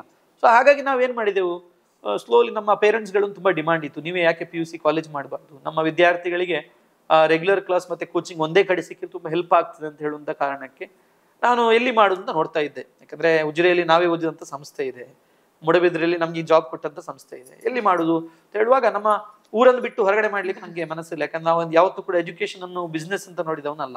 ನೀವು ಬೇಕಾದ್ರೆ ನಮ್ಮ ಉಜಿರೆಯಲ್ಲಿ ಕೇಳಿ ನೋಡಿ, ಉಚಿತವಾಗಿ 4 ವಿದ್ಯಾರ್ಥಿಗಳು ಏನ್ ನಮ್ಮಲ್ಲಿ ಫಸ್ಟ್ ಸೇರಿದ್ರು 5 ಮಂದಿ, 5 ಮಂದಿಯಲ್ಲಿ 5 ಮಂದಿ ಕೂಡ ₹1 ಫೀಸ್ ಕೊಟ್ಟು ತೆಕೊಳ್ಳದೆ ನಾನು ಮಾಡಿರುವಂತದ್ದು. ಆಮೇಲೆ ಎಷ್ಟೋ ವಿದ್ಯಾರ್ಥಿಗಳಿಗೆ ಉಜಿರೆಯಲ್ಲಿ ಪ್ರತಿಭಾನ್ವಿತ ವಿದ್ಯಾರ್ಥಿಗಳಿಗೆ ನಾವು ಉಚಿತ ಶಿಕ್ಷಣ ನೀಡಿದ್ದೇವೆ, ಫ್ರೀ ಎಜುಕೇಶನ್ ಕೊಟ್ಟಿದ್ದೆವು. ಹಾಗಾಗಿ ನಂಗೆ ಹೊರಗೆ ಹೋಗ್ಲಿ ಮನಸ್ಸಿರ್ಲಿಲ್ಲ. ಉಜಿರೆಯಲ್ಲಿ ನಮ್ದೇ ಸಂಸ್ಥೆ ಇತ್ತು, ನಾನು ಓದಿದಂತ ಸಂಸ್ಥೆ ಇತ್ತು. ಮೂಡಬಿದ್ರೆಯಲ್ಲಿ ನಂಗೆ ಉದ್ಯೋಗ ಕೊಟ್ಟಂತ ಸಂಸ್ಥೆ ಇತ್ತು. ಏನ್ ಮಾಡುದು ಅಂತ ಹೇಳುವಾಗ ಗುರುವಾಯಿನಕೆರೆ, ಬೆಳ್ತಂಗಡಿ ತಾಲೂಕಿನ ಗುರುವಾಯಿನಕೆರೆಯಲ್ಲಿ ಯಾವುದೋ ಒಂದು PUC ಕಾಲೇಜ್ಗಳು ಇರ್ಲಿಲ್ಲ ಆ ಸಂದರ್ಭದಲ್ಲಿ. ಇದೊಂದು ಸೆಂಟರ್ ಆಗಿತ್ತು. ಯಾಕಂದ್ರೆ ಈಚೆ ಬಡಂತಿಯರ್ನವರಿಗೆ, ಉಪ್ಪಿನಂಗಡಿಯವರಿಗೆ, ನಾರಾವಿ, ವೇಣೂರು, ಆಮೇಲೆ ನಮ್ಮ ಈಚೆ ಉಜಿರೆಯವರಿಗೆ ಕೂಡ ಇದೊಂದು ಸೆಂಟರ್ ಪ್ಲೇಸ್ ಆಗಿದ್ದ ಕಾರಣ ನಾವು ಗುರುವಾಯಿನಕೆರೆಯಲ್ಲಿ ಒಂದು ಸಣ್ಣ ಮಟ್ಟಿಗೆ ಸ್ಟಾರ್ಟ್ ಮಾಡಿದ್ದು. ಬರೀ ಒಂದು 2.5 ಎಕರೆ ಜಾಗ ತಗೊಂಡು ತುಂಬಾ ಕಷ್ಟಪಟ್ಟು ಲೋನ್ ಮಾಡಿ ನಾವೊಂದು ಲೆಕ್ಚರ್ಸ್ ಗಳೆಲ್ಲ ಒಟ್ಟಿಗೆ ಸೇರಿ ಮಾಡಿರುವಂತ ಸಂಸ್ಥೆ. ಆಮೇಲೆ ದೇವರದಲ್ಲಿ ಇಲ್ಲಿವರೆಗೆ ಬಂದಿದ್ದೀವಿ ನಾವೀಗ. ಎಷ್ಟೋ ಸಲ ಮನಸ್ಸಿನ ಮಾತು ಕೇಳ್ಬೇಕು ಅಂತ ಹೇಳ್ತಾರೆ. ನೀವೀಗ ಯಾರೋ ನಿಮ್ಮ ಫ್ರೆಂಡ್ಸಿನ ಮಾತು ಕೇಳಿ ಕಂಪನಿಗೆ ಹೋಗಿದ್ರೆ ಈ ಒಂದು ಕೆಲಸ ಬರ್ತಿರ್ಲಿಲ್ಲ. ಸೊ ಹಾಗಾಗಿ ನಿಮ್ಮ ಮನಸ್ಸಿನ ಮಾತು ಕೇಳಿ ಶುರು ಮಾಡಿರುವಂತಹ ಈ ಒಂದು ಸಂಸ್ಥೆ ಶುರು ಮಾಡೋದಂದ್ರೆ ತುಂಬಾ ದೊಡ್ಡ ಕೆಲಸ sir. I know how challenging it is. So ಹಾಗಾಗಿ ಶುರು ಮಾಡುದು ನಿಜ, ಶುರು ಮಾಡುದು ತುಂಬಾ ಈಸಿ, ಕಷ್ಟ ಅಲ್ಲ. ಶುರು ಮಾಡಿದ ಮೇಲೆ ಇರುವಂತದ್ದು ನಮ್ಗೆ ಚಾಲೆಂಜ್ ಸ್ಟಾರ್ಟ್ ಆಗುತ್ತೆ. ಇಷ್ಟು ಚೆನ್ನಾಗಿ ಯಾಕಂದ್ರೆ ನಮ್ಗೆ ಯಾರು ಸಪೋರ್ಟ್ ಮಾಡಿರ್ತಾರೆ, ಅವರಿಗೆ ಏನು ಲಾಭ ಸಿಗುದಿಲ್ಲ ಅಂತ ಆಗುವಾಗ ಅವರು ನಮ್ಗೆ ದುಶ್ಮನ್ಗಳಾಗ್ತಾರೆ. ನಾವು ಯಾರು ನಮ್ಗೆ ನಮ್ಮವರು ಅಂದ್ಕೊಂಡಿರ್ತೇವೆ, ಅವರು ನಮ್ಗೆ ನಮ್ಮಿಂದ ನಾವು ನೋಡಿ ಎಜುಕೇಶನ್ ಸಂಸ್ಥೆ ಮಾಡಿರುವಂತ ಲಾಭಕ್ಕೆ ಅಲ್ಲ. ಯಾವತ್ತೂ ಕೂಡ ನಾನು ಯಾವತ್ತೂ ಹೇಳಿಕ್ಕೆ, ನಾನು ಈ ಎಜುಕೇಶನ್ ಇನ್ಸ್ಟಿಟ್ಯೂಷನ್ ಇಂದ ₹1 ನನ್ನ ಮನೆಗಾಗ್ಲಿ ಅಥವಾ ನನ್ನ ವೈಯಕ್ತಿಕಗಾಗಿ ನಾನು ಯೂಸ್ ಮಾಡ್ಲಿಲ್ಲ. ಇಲ್ಲಿ ಬರುವಂತ ಏನು ವಿದ್ಯಾರ್ಥಿಗಳ ಫೀಸ್ ಇರ್ಬೋದು, ಅದನ್ನ ನಾನು ಒಂದು ಸಂಸ್ಥೆಯನ್ನೇ ಡೆವಲಪ್ ಮಾಡ್ತಾ ಹೋದೆ. ಹಾಗಾಗಿ ಇಷ್ಟು ದೊಡ್ಡ ಸಂಸ್ಥೆಯಾಗಿ ಒಂದು ರೂಪುಗೊಳ್ಳಿ ಕಾರಣ ಆಯ್ತು. ಎರಡನೇದು ಟೀಚರ್ಸ್ನವರಿಗೆ ಇಂಕ್ರಿಮೆಂಟ್ ಇರ್ಬೋದು ಅಥವಾ ಟೀಚರ್ಸ್ನವರ ಡೆವಲಪ್ಮೆಂಟ್ಗೆ ನಾವು ಯೂಸ್ ಮಾಡಿದ್ದೇವೆ. ಹಾಗಾಗಿ ಇಲ್ಲಿಯ ₹1 ಕೂಡ ನಂಗೆ ಖುಷಿಯ ವಿಚಾರ. ಯಾಕಂದ್ರೆ ಎಕ್ಸೆಲ್ ಇಂದ ನಾನು ₹1 ಕೂಡ ನಾನು ನನ್ನ ಪರ್ಸನಲ್ ಲೈಫಿಗೆ ತೆಗಿಲಿಲ್ಲ. ಯಾಕಂದ್ರೆ ನಮ್ಗೆ ಈಗಲೂ ಕೂಡ ಕೋಚಿಂಗ್ ಸೆಂಟರ್ ಇದೆ, ಅದನ್ನ ನಾನು ಯೂಸ್ ಮಾಡ್ತೇನೆ. ನಂಗೇನು ಹಣ ಬೇಕು, ನಂಗೇನು ಕಾರ್ ತಗೊಳ್ಬೇಕು ಅಂತ ಹೇಳಿ ನನ್ನ ಕೋಚಿಂಗ್ ಸೆಂಟರ್ ಇದೆ, ಅದ್ರ ಬಂದ ಇನ್ಕಮ್ ಅಲ್ಲಿ ನಾವು ತಗೊಳ್ತೇವೆ, ಅದು ಬೇರೆ ಪ್ರಶ್ನೆ. ಬಟ್ ಎಕ್ಸೆಲ್ PU ಕಾಲೇಜ್ ನಾವು ವಿದ್ಯಾರ್ಥಿಗಳ ಫೀಸ್ನ ಹಣ ಇರ್ಬೋದು ಅಥವಾ ಇಲ್ಲಿ ಬರುವಂತ ₹1 ಕೂಡ ನನ್ನ ಮನೆಗೆ ತಗೊಂಡು ಹೋಗುದು ಅಥವಾ ನನ್ನ ಪರ್ಸನಲ್ ಖರ್ಚಿಗೆ ನಾನು ಯೂಸ್ ಮಾಡ್ಲಿಲ್ಲ. ಹಾಗಾಗಿ ಕೆಲವರು ಏನಾಗ್ತಾರೆ, ಇದರಿಂದ ಏನು ಲಾಭ ಇಲ್ಲ ಅಂತ ಆಗುವ ಕೆಲವರು ನಮ್ಮೊಟ್ಟಿಗೆ ಇದ್ದವರು ಕೂಡ ನಮ್ಮ ದುಶ್ಮನಗಳಾಗ್ತಾರೆ. ಏನ್ ಮಾಡ್ಲಿಕ್ಕೆ ಆಗುದಿಲ್ಲ, ಹೋರಾಟ ಮಾಡ್ಲೇಬೇಕಾಗ್ತದೆ. ನೋಡುವವರಿಗೆ ಅನ್ಸ್ಬೋದು ಇವರಿಗೆ ಇಷ್ಟು ವಿದ್ಯಾರ್ಥಿಗಳಿದ್ದಾರೆ, 100 ಕೋಟಿ ಟರ್ನ್ ಓವರ್ ಇದೆ ಅಂತ ಹೇಳಿ. ಆದ್ರೆ ₹1 ಕೂಡ ನಾವು, ಯಾಕಂದ್ರೆ ಪಾಪ ವಿದ್ಯಾರ್ಥಿಗಳ ಅಪ್ಪ ಅಮ್ಮನವರು ನಮ್ಮ ಮೇಲೆ ನಂಬಿಕೆಯಿಂದ ಅವರೊಂದು ಕಷ್ಟಪಟ್ಟ ಹಣ, ಅದನ್ನು ಯಾವತ್ತೂ ಕೂಡ ನಾವು ಒಂದು ಒಳ್ಳೆ ರೀತಿಯಲ್ಲಿ ಯೂಸ್ ಮಾಡ್ಬೇಕು ಅಂತ ಹೇಳುವಂತ ಒಂದು ಒಳ್ಳೆಯ ಮನಸ್ಸಿರುವವರು ನಾವು. ಹಾಗಾಗಿ ಇದರಿಂದ ಯಾವತ್ತೂ ಕೂಡ ನಾನು ಲಾಭಕ್ಕೆ ಅಂತ ಹೇಳಿ ಮಾಡಿದವಲ್ಲ, ಒಂದು ಒಳ್ಳೆಯ 4 ಮಂದಿಗೆ ಹೆಲ್ಪ್ ಆಗ್ಲಿ. ಯಾಕಂದ್ರೆ ನಮ್ಗೆ ಹೇಗೆ ಒಂದು ದೀಪದಿಂದ ದೀಪವನ್ನು ಹಚ್ಚಬೇಕು ಅಂತ ಹೇಳುವಂತ ಒಂದು ಮಾತಿದೆ, ಗೊತ್ತಿರ್ಬೋದು ನಮ್ಗೆ. ಹೇಗೆ ಪರಂಪೂಜ್ಯ ಕಾವಂದ್ರ ಒಂದು ಆಶೀರ್ವಾದ ನಾವು ಒಂದು ಬೆಳೆದು ಇಲ್ಲಿವರೆಗೆ ಬಂದಿದ್ದೇವೆ, ಜೀವನ ಶಿಕ್ಷಣ ಪಡ್ಕೊಂಡಿದ್ದೇವೆ. ಅದರಿಂದ ನಾವು ಕೂಡ ಒಂದು ಇನ್ಸ್ಪೈರ್ ಆಗಿ ಡಾಕ್ಟರ್ ಮೋಹನ್ ಆಳ್ವರ ಒಂದು ಆಡಳಿತದಲ್ಲಿ ಪಳಗಿದ್ದು ಕೂಡ ಇರಬಹುದು. ನಾವು ಕೂಡ ಒಂದು 4 ಮಂದಿಗೆ ಇಂಥ ಒಂದು ಒಳ್ಳೆಯ ಶಿಕ್ಷಣವನ್ನು ಕೊಟ್ರೆ 4 ಮಂದಿಗೆ, ಎಷ್ಟೋ ಮಂದಿ ನಮ್ಮಲ್ಲಿ ಇಡೀ ಕರ್ನಾಟಕದ ಎಷ್ಟೋ ಜಿಲ್ಲೆಗಳಿಂದ ಬಂದ ವಿದ್ಯಾರ್ಥಿಗಳಿದ್ದಾರೆ. ಎಲ್ಲರೂ ಕೂಡ ಹೇಳುದು ಏನು ಅಂತ ಹೇಳಿದ್ರೆ, ಹೆಚ್ಚಿನವರೆಲ್ಲ ಅವ್ರೇನು ಮೆಡಿಕಲ್ ಓದ್ಬೇಕು ಅಂತ ಹೇಳುವ ಡ್ರೀಮ್ ಅಥವಾ ಒಂದು IIT ಹೋಗ್ಬೇಕು ಅಂತ ಹೇಳುವ ಡ್ರೀಮ್ ನವರು ನಮ್ಮಲ್ಲಿ. ಹೆಚ್ಚಿನವರೆಲ್ಲ ಒಂದು ಒಳ್ಳೆ ರೀತಿ ಪ್ರತಿ ವರ್ಷ ಕೂಡ 100ಕ್ಕಿಂತ ಹೆಚ್ಚು ಮಕ್ಕಳು MBBS ಸೀಟ್ ತಗೊಂಡು ಹೋಗ್ತಾರೆ ನಮ್ಮ ಕಾಲೇಜಲ್ಲಿ. ಈಗ ಇನ್ನೂ ಕೂಡ ಸಂಖ್ಯೆ ಜಾಸ್ತಿ ಆಗಿದೆ, ವಿದ್ಯಾರ್ಥಿಗಳ ಮೆಡಿಕಲ್ ಹೋಗುವವರ ಸಂಖ್ಯೆ ಕೂಡ ಜಾಸ್ತಿ ಆಗಿದೆ. ಲಾಸ್ಟ್ ಇಯರ್ 203 ಮಕ್ಕಳು MBBS ಸೆಲೆಕ್ಟ್ ಆಗಿದ್ದಾರೆ. IIT ಕೂಡ 18 ಮಕ್ಕಳು IIT ಹೋಗ್ತಾರೆ. ತುಂಬಾ ಖುಷಿಯ ವಿಚಾರ. ಆದ್ರೆ ಸೊ ಅದರೊಟ್ಟಿಗೆ ಯಾರು ಈ ಕಮ್ಮಿ ಮಾರ್ಕ್ ತಗೊಂಡವ್ರು ಇರ್ತಾರೆ, ಪೋಖ್ರಿಗಳಿರ್ತಾರೆ, ಅಂತವರು ಕೂಡ ಸೆಕೆಂಡ್ PUC ಆಗಿ ಹೋಗುವ ಒಳ್ಳೆ ಮಾರ್ಕ್ ತಗೊಳ್ಳೋದ್ರೊಟ್ಟಿಗೆ ಒಂದು ಒಳ್ಳೆಯ ದೇಶದ ಪ್ರಜೆಯಾಗಿ ಅಪ್ಪ ಅಮ್ಮನಿಗೆ ಒಂದು ಒಳ್ಳೆ ಆಸ್ತಿಯಾಗಿ ಹೋಗ್ತಾರಲ್ವಾ, ಅದು ನಮಗೆ ಒಂದು ತುಂಬಾ ಖುಷಿಯ ವಿಚಾರ. ಖಂಡಿತ. ಯಾಕಂದ್ರೆ ಅಂತ ಒಂದು ಒಳ್ಳೆಯ ಮಕ್ಕಳನ್ನು ನಾವು ದೇಶಕ್ಕೆ ಕೊಟ್ಟಾಗ ಭವಿಷ್ಯದಲ್ಲಿ ನಮ್ಮ ದೇಶ ಖಂಡಿತ ಒಂದು ಪ್ರಪಂಚದಲ್ಲಿ ಏನು ಗುರು ಆಗೋದ್ರಲ್ಲಿ ಖಂಡಿತ ಯಾವುದೇ ಸಂಶಯ, ವಿಶ್ವಗುರು ಆಗೋದ್ರಲ್ಲಿ ಯಾವುದೇ ಸಂಶಯ ಇಲ್ಲ. ಖಂಡಿತ. ಹಾಗೆ ಸುಮಂತ್ ಅವರೇ, ಈಗ ಇಷ್ಟು ಚೆನ್ನಾಗಿ ನಡೀತಾ ಇದ್ರು ಕೂಡ ಶುರು ಮಾಡ್ಬೇಕಾದ್ರೆ ಅಷ್ಟು ಚಾಲೆಂಜಸ್ ಇರುತ್ತೆ, ಅದ್ರ ಜೊತೆಗೆ ಕಾಲೆಳೆಯೋರು ಇರ್ತಾರೆ. ಇವಾಗ ಒಂದು ಟೈಮಲ್ಲಿ ನಿಮ್ಮ ಕಾಲೆಳೆದವರು ಇವತ್ತು ಅವ್ರ ಮಕ್ಕಳನ್ನ ಇಲ್ಲಿಗೆ ಕಾಲೇಜಿಗೆ ಕಳಿಸ್ತಾ ಇರ್ಬೋದು ಎಜುಕೇಶನ್ಗೋಸ್ಕರ. ಸೊ ಆ ಟೈಮಲ್ಲಿ ತುಂಬಾ ಡಿಮೋಟಿವೇಟ್ ಮಾಡ್ತಾರೆ. When you take opinions, it is a common factor. How did you face that? ಅಲ್ಲ, ಖಂಡಿತ. ಯಾವತ್ತು ಕೂಡ ಸ್ಟಾರ್ಟಿಂಗ್ ಅಲ್ಲಿ ನಮ್ಗೆ ಏನ್ ಹೇಳಿದ್ರು ಅಂತ ಹೇಳಿದ್ರೆ ಕಾಲೇಜ್ ಎಲ್ಲ ಮಾಡ್ಲಿಕ್ಕೆ ಕಷ್ಟ. ಅದು ಕೂಡ ಈ ಬೆಳ್ತಂಗಡಿಗೆ ಹಳ್ಳಿ ಸ್ವಲ್ಪ ಗ್ರಾಮೀಣ ಪ್ರದೇಶ, ಹಾಗಾಗಿ ಸ್ವಲ್ಪ ಇಲ್ಲಿ ಗ್ರಾಮೀಣ ಪ್ರದೇಶದ ಕಾರಣ ನಿಮ್ಗೆ ಸ್ವಲ್ಪ ಫೀಸ್ ಎಲ್ಲ ನಾವು ನಾಮಿನಲ್ ಇಡ್ತೇವೆ ಯಾವತ್ತು ಕೂಡ. ಹಾಗಾಗಿ ಆ ಮೆಂಟಾಲಿಟಿ ಎಲ್ಲರೂ ಹೇಳಿದ್ರು ಕಷ್ಟ ಆಗ್ಬೋದು ನಿಮ್ಗೆ. ಮತ್ತೆ ಕೋವಿಡ್ ಟೈಮ್ ಮತ್ತೆ ತುಂಬಾ ಕಾಂಪಿಟೇಷನ್ ಇತ್ತು, ಬೇಡ ಅಂತ ಹೇಳಿದ್ರು ಹೆಚ್ಚಿನವರೆಲ್ಲ. ನಾನು ಯಾವತ್ತೂ ಕೂಡ ಲಾಭದ ಮುಖ ನೋಡಿದವಲ್ಲ ಅಥವಾ ಹಣ ಮಾಡ್ಬೇಕು ಅಂತ ಹೇಳಿ ಹೊರಟವನು ಅಲ್ಲ. ಹಾಗಾಗಿ ಧೈರ್ಯದಿಂದ ಮಾಡಿದೆವು, ದೇವ್ರಿಟ್ಟಾಗ ಆಗ್ತದೆ ಅಂತ ಹೇಳಿ ಕಷ್ಟಪಟ್ಟು ನಾವು 15% ಇಂಟ್ರೆಸ್ಟ್ಗೆ ಲೋನ್ ಮಾಡಿ ಸ್ಟಾರ್ಟಿಂಗ್ ಅಲ್ಲಿ ಸ್ಟಾರ್ಟ್ ಮಾಡಿರುವಂತದ್ದು. ಆಮೇಲೆ ನಾವು ದೇವರ ಸ್ಟಾರ್ಟಿಂಗ್ ಅಲ್ಲಿ ನಮ್ಗೆ ಯಾರು ಲೋನ್ ಕೊಟ್ಟಿರ್ಲಿಲ್ಲ. SRCC ಬ್ಯಾಂಕ್ ಪಾಪ ರಾಜೇಂದ್ರ ಕುಮಾರ್ ಅವರ ಒಂದು ಸಹಕಾರದಲ್ಲಿ ನಾವು ಲೋನ್ ತೆಕೊಂಡು ಸ್ಟಾರ್ಟ್ ಮಾಡಿರೋದು. ಸ್ಟಾರ್ಟಿಂಗ್ ಅಲ್ಲಿ ಸಣ್ಣ ಅಮೌಂಟ್ ಇದ್ದದ್ದು ನಮ್ಮ ಕೈಯಲ್ಲಿ ಕೂಡ. ಆಗ ನಾವು ಲೋನ್ ತೆಕೊಂಡು ಸಂಸ್ಥೆಗೆ ಸ್ಟಾರ್ಟ್ ಮಾಡಿದೆವು. ಕಮಿಷನ್ ಅಲ್ಲೇ ಆಗಿದ್ದು, ಜಾಗ ಕೊಟ್ಟವನಿಗೂ ಕಮಿಷನ್ ಕೊಡ್ಬೇಕು, ಎಲ್ಲದರಲ್ಲಿ ಕೂಡ ಕಮಿಷನ್. ಎಂತ ನಾವು ಆಗ ಅನಿಸ್ತಾ ಇತ್ತು ನಮ್ಗೆ ಇದು ಬೇಕಾ ಅಂತ. ಒಂದ್ ಸಂದರ್ಭದಲ್ಲಿ ನಾನು ಅನ್ಕೊಂಡಿದ್ದೇನೆ ಯಾರಿಗಾದ್ರೂ ಸೇಲ್ ಮಾಡುವ ಅಂತ ಅನ್ಕೊಂಡಿದ್ದೆ. ಅಂದ್ರೆ ಕಾಲೇಜನ್ನಲ್ಲ, ಯಾರಿಗ ಇನ್ನೊಬ್ರು ಪಾರ್ಟ್ನರ್ ತಗೊಳ್ಳುವ ಅಂತ ಅನ್ಕೊಳ್ತಾ ಇದ್ದೆ. ಅಷ್ಟು ಕಷ್ಟ ಇತ್ತು ಆ ಸಂದರ್ಭದಲ್ಲಿ. ದೇವರ ದಯದಿಂದ ವರ್ಷ ಹೋದಾಗೆ ಒಳ್ಳೆ ರಿಸಲ್ಟ್ ಬರ್ಲಿ ಸ್ಟಾರ್ಟ್ ಆಯ್ತು. ಪ್ರಥಮ ವರ್ಷದಲ್ಲಿ ಒಳ್ಳೆ ರಿಸಲ್ಟ್ ತೆಗೆಸ್ಕೊಟ್ಟಿದ್ದೇವೆ ನಾವು. ನಮ್ಮ ವಿದ್ಯಾರ್ಥಿಗಳು NDA ಸೆಲೆಕ್ಟ್ ಆದ್ರು, ಸ್ಟೇಟ್ ಅಲ್ಲಿ ಸೆಕೆಂಡ್ ಪ್ಲೇಸ್ ಬಂದ್ರು ಪ್ರಥಮ ರಿಸಲ್ಟ್ ಅಲ್ಲಿ. ಆಮೇಲೆ ಮೆಡಿಕಲ್ ಹೋದ್ರು ತುಂಬಾ ಮಕ್ಕಳು. ಆದಿತ್ಯ ಜೈನ್ ಅಂತ ಹೇಳಿ 692 ತಗೊಂಡ ನೀಟಲ್ಲಿ. ಆಮೇಲೆ ನಮ್ಗೆ ಒಂದು ಒಳ್ಳೆ ಬೂಸ್ಟ್ ಕೊಡ್ತು ನಮ್ಮ ಕಾಲೇಜಿಗೆ. ಮತ್ತೆ ಪ್ರಜ್ವಲ್ ಅಂತ ಹೇಳಿ ಹುಡುಗ 700 ಮೇಲೆ ಮಾರ್ಕ್ ತಕೊಂಡ. ಅದು ನಮ್ಗೆ ಒಂದು ಏನು ಜೀವನದಲ್ಲಿ ಒಂದು ಮೇಲೆ ಬರ್ಲಿಕ್ಕೆ ಅಥವಾ ಏನ್ ಹೇಳ್ಬೋದು, ಒಂದು ನಮ್ಮ ಕಾಲೇಜಿಗೆ ಒಂದು ಒಳ್ಳೆ ಹೆಸರು ಬರ್ಲಿಕ್ಕೆ ಸ್ಟಾರ್ಟ್ ಆಯ್ತು. ಆಮೇಲೆ ನಮ್ಗೆ ಕಷ್ಟಗಳು, ನ್ಯಾಷನಲ್ ಬ್ಯಾಂಕ್ ಅವ್ರು ಬಂದ್ರು, ನಾವು ಲೋನ್ ಕೊಡ್ತೇವೆ ಅಂತ ಹೇಳಿದ್ರು. ಬ್ಯಾಂಕ್ ಅಲ್ಲಿ ಶಿಫ್ಟ್ ಮಾಡಿದೆವು, ಓಲ್ಡ್ ಲೋನ್ ಕ್ಲೋಸ್ ಆಯ್ತು, ಹೊಸ ಲೋನ್ ನಮ್ಗೆ ನ್ಯಾಷನಲ್ ಬ್ಯಾಂಕ್ ಅಲ್ಲಿ ತಗೊಂಡ್ರು. ಇಂಟ್ರೆಸ್ಟ್ ಸ್ವಲ್ಪ ಕಾಂಪಿಟೇಟಿವ್ ರೇಟ್ ಅಲ್ಲಿ ಎಜುಕೇಶನ್ ಲೋನ್ ಕೊಟ್ಟರು, ನಮ್ಗೆ ಸಂಸ್ಥೆ ರನ್ ಮಾಡ್ಲಿಕ್ಕೆ ಲೋನ್ ಕೊಟ್ಟರು. ಹಾಗಾಗಿ ದೇವರದಿಂದ ಒಳ್ಳೆ ಎಜುಕೇಶನ್ ಕೊಡ್ತಾ ಇದ್ದೇವೆ, ಒಳ್ಳೆ ಕ್ವಾಲಿಟಿ ಇದೆ. ಇಡೀ ಕರ್ನಾಟಕದ ಟಾಪ್ ಟೀಚರ್ಸ್ ನಮ್ಮಲ್ಲಿದ್ದಾರೆ. ಅಥವಾ PUC ಅಲ್ಲಿ ಹೈಯೆಸ್ಟ್ ಒಳ್ಳೆ ಒಂದು ಸ್ಟ್ರೆಂತ್ ಇರುವಂತ ಅಥವಾ ಒಳ್ಳೆ ಒಂದು ಎಂಪ್ಲಾಯ್ಸ್ ಇರುವಂತ ಕಾಲೇಜ್ ಯಾವ್ದು ಅಂತ ಹೇಳಿದ್ರೆ XLP ಕಾಲೇಜ್ ನಮ್ಮಲ್ಲಿ. ಲಾಸ್ಟ್ ಇಯರ್, ಈ ವರ್ಷ ಇನ್ನೂ ಕೂಡ ಇನ್ನು ತಂಬಿದ್ ಜೂನಿಗೆ ಆಗ್ತದೆ. ಈಗ ನಾಡ್ದು ಜೂನ್ 30ಕ್ಕೆ ಸ್ಯಾಲರಿ ಕೊಡುವಾಗ ನೋಡ್ಬೇಕು ಎಷ್ಟು ಜನ ಇದ್ದಾರೆ. ಲಾಸ್ಟ್ ಇಯರ್ 503 ಮಂದಿ ಸ್ಟಾಫ್ ಇತ್ತು ನಮ್ಮಲ್ಲಿ ಲಾಸ್ಟ್ ಇಯರ್, ಎಲ್ಲರೂ ಸೇರಿ. ಟೀಚಿಂಗ್ ಅವರು, ವಾರ್ಡನ್ ಅವರು, ಆಫೀಸ್ನವರು, ಮೆಸ್ ಫುಡ್ ಪ್ರಿಪರೇಷನ್ ಅವರು, ಅಷ್ಟು ಮಂದಿಗೆ ನಾವೇ ಫುಡ್ ಪ್ರಿಪೇರ್ ಮಾಡುವಂತದ್ದು. ಆಮೇಲೆ ಕ್ಲೀನಿಂಗ್ ನವರು ಎಲ್ಲ ಸೇರಿ 503 ಮಂದಿ ಒಂದು ಸ್ಟಾಫ್ ನಮ್ಮಲ್ಲಿ ವರ್ಕ್ ಮಾಡ್ತಾರೆ ಅಂತ ಹೇಳಿದ್ರೆ, ಅಷ್ಟು ಮಂದಿಯ ಒಂದು ಜೀವನಕ್ಕೆ ನಮ್ಮ ಎಕ್ಸೆಲ್ ದಾರಿದೀಪ ಆಗಿದೆ ಅಂತ ಹೇಳಿ ಖಂಡಿತ ತುಂಬಾ ಖುಷಿ ಆಗುವಂತ ವಿಚಾರ.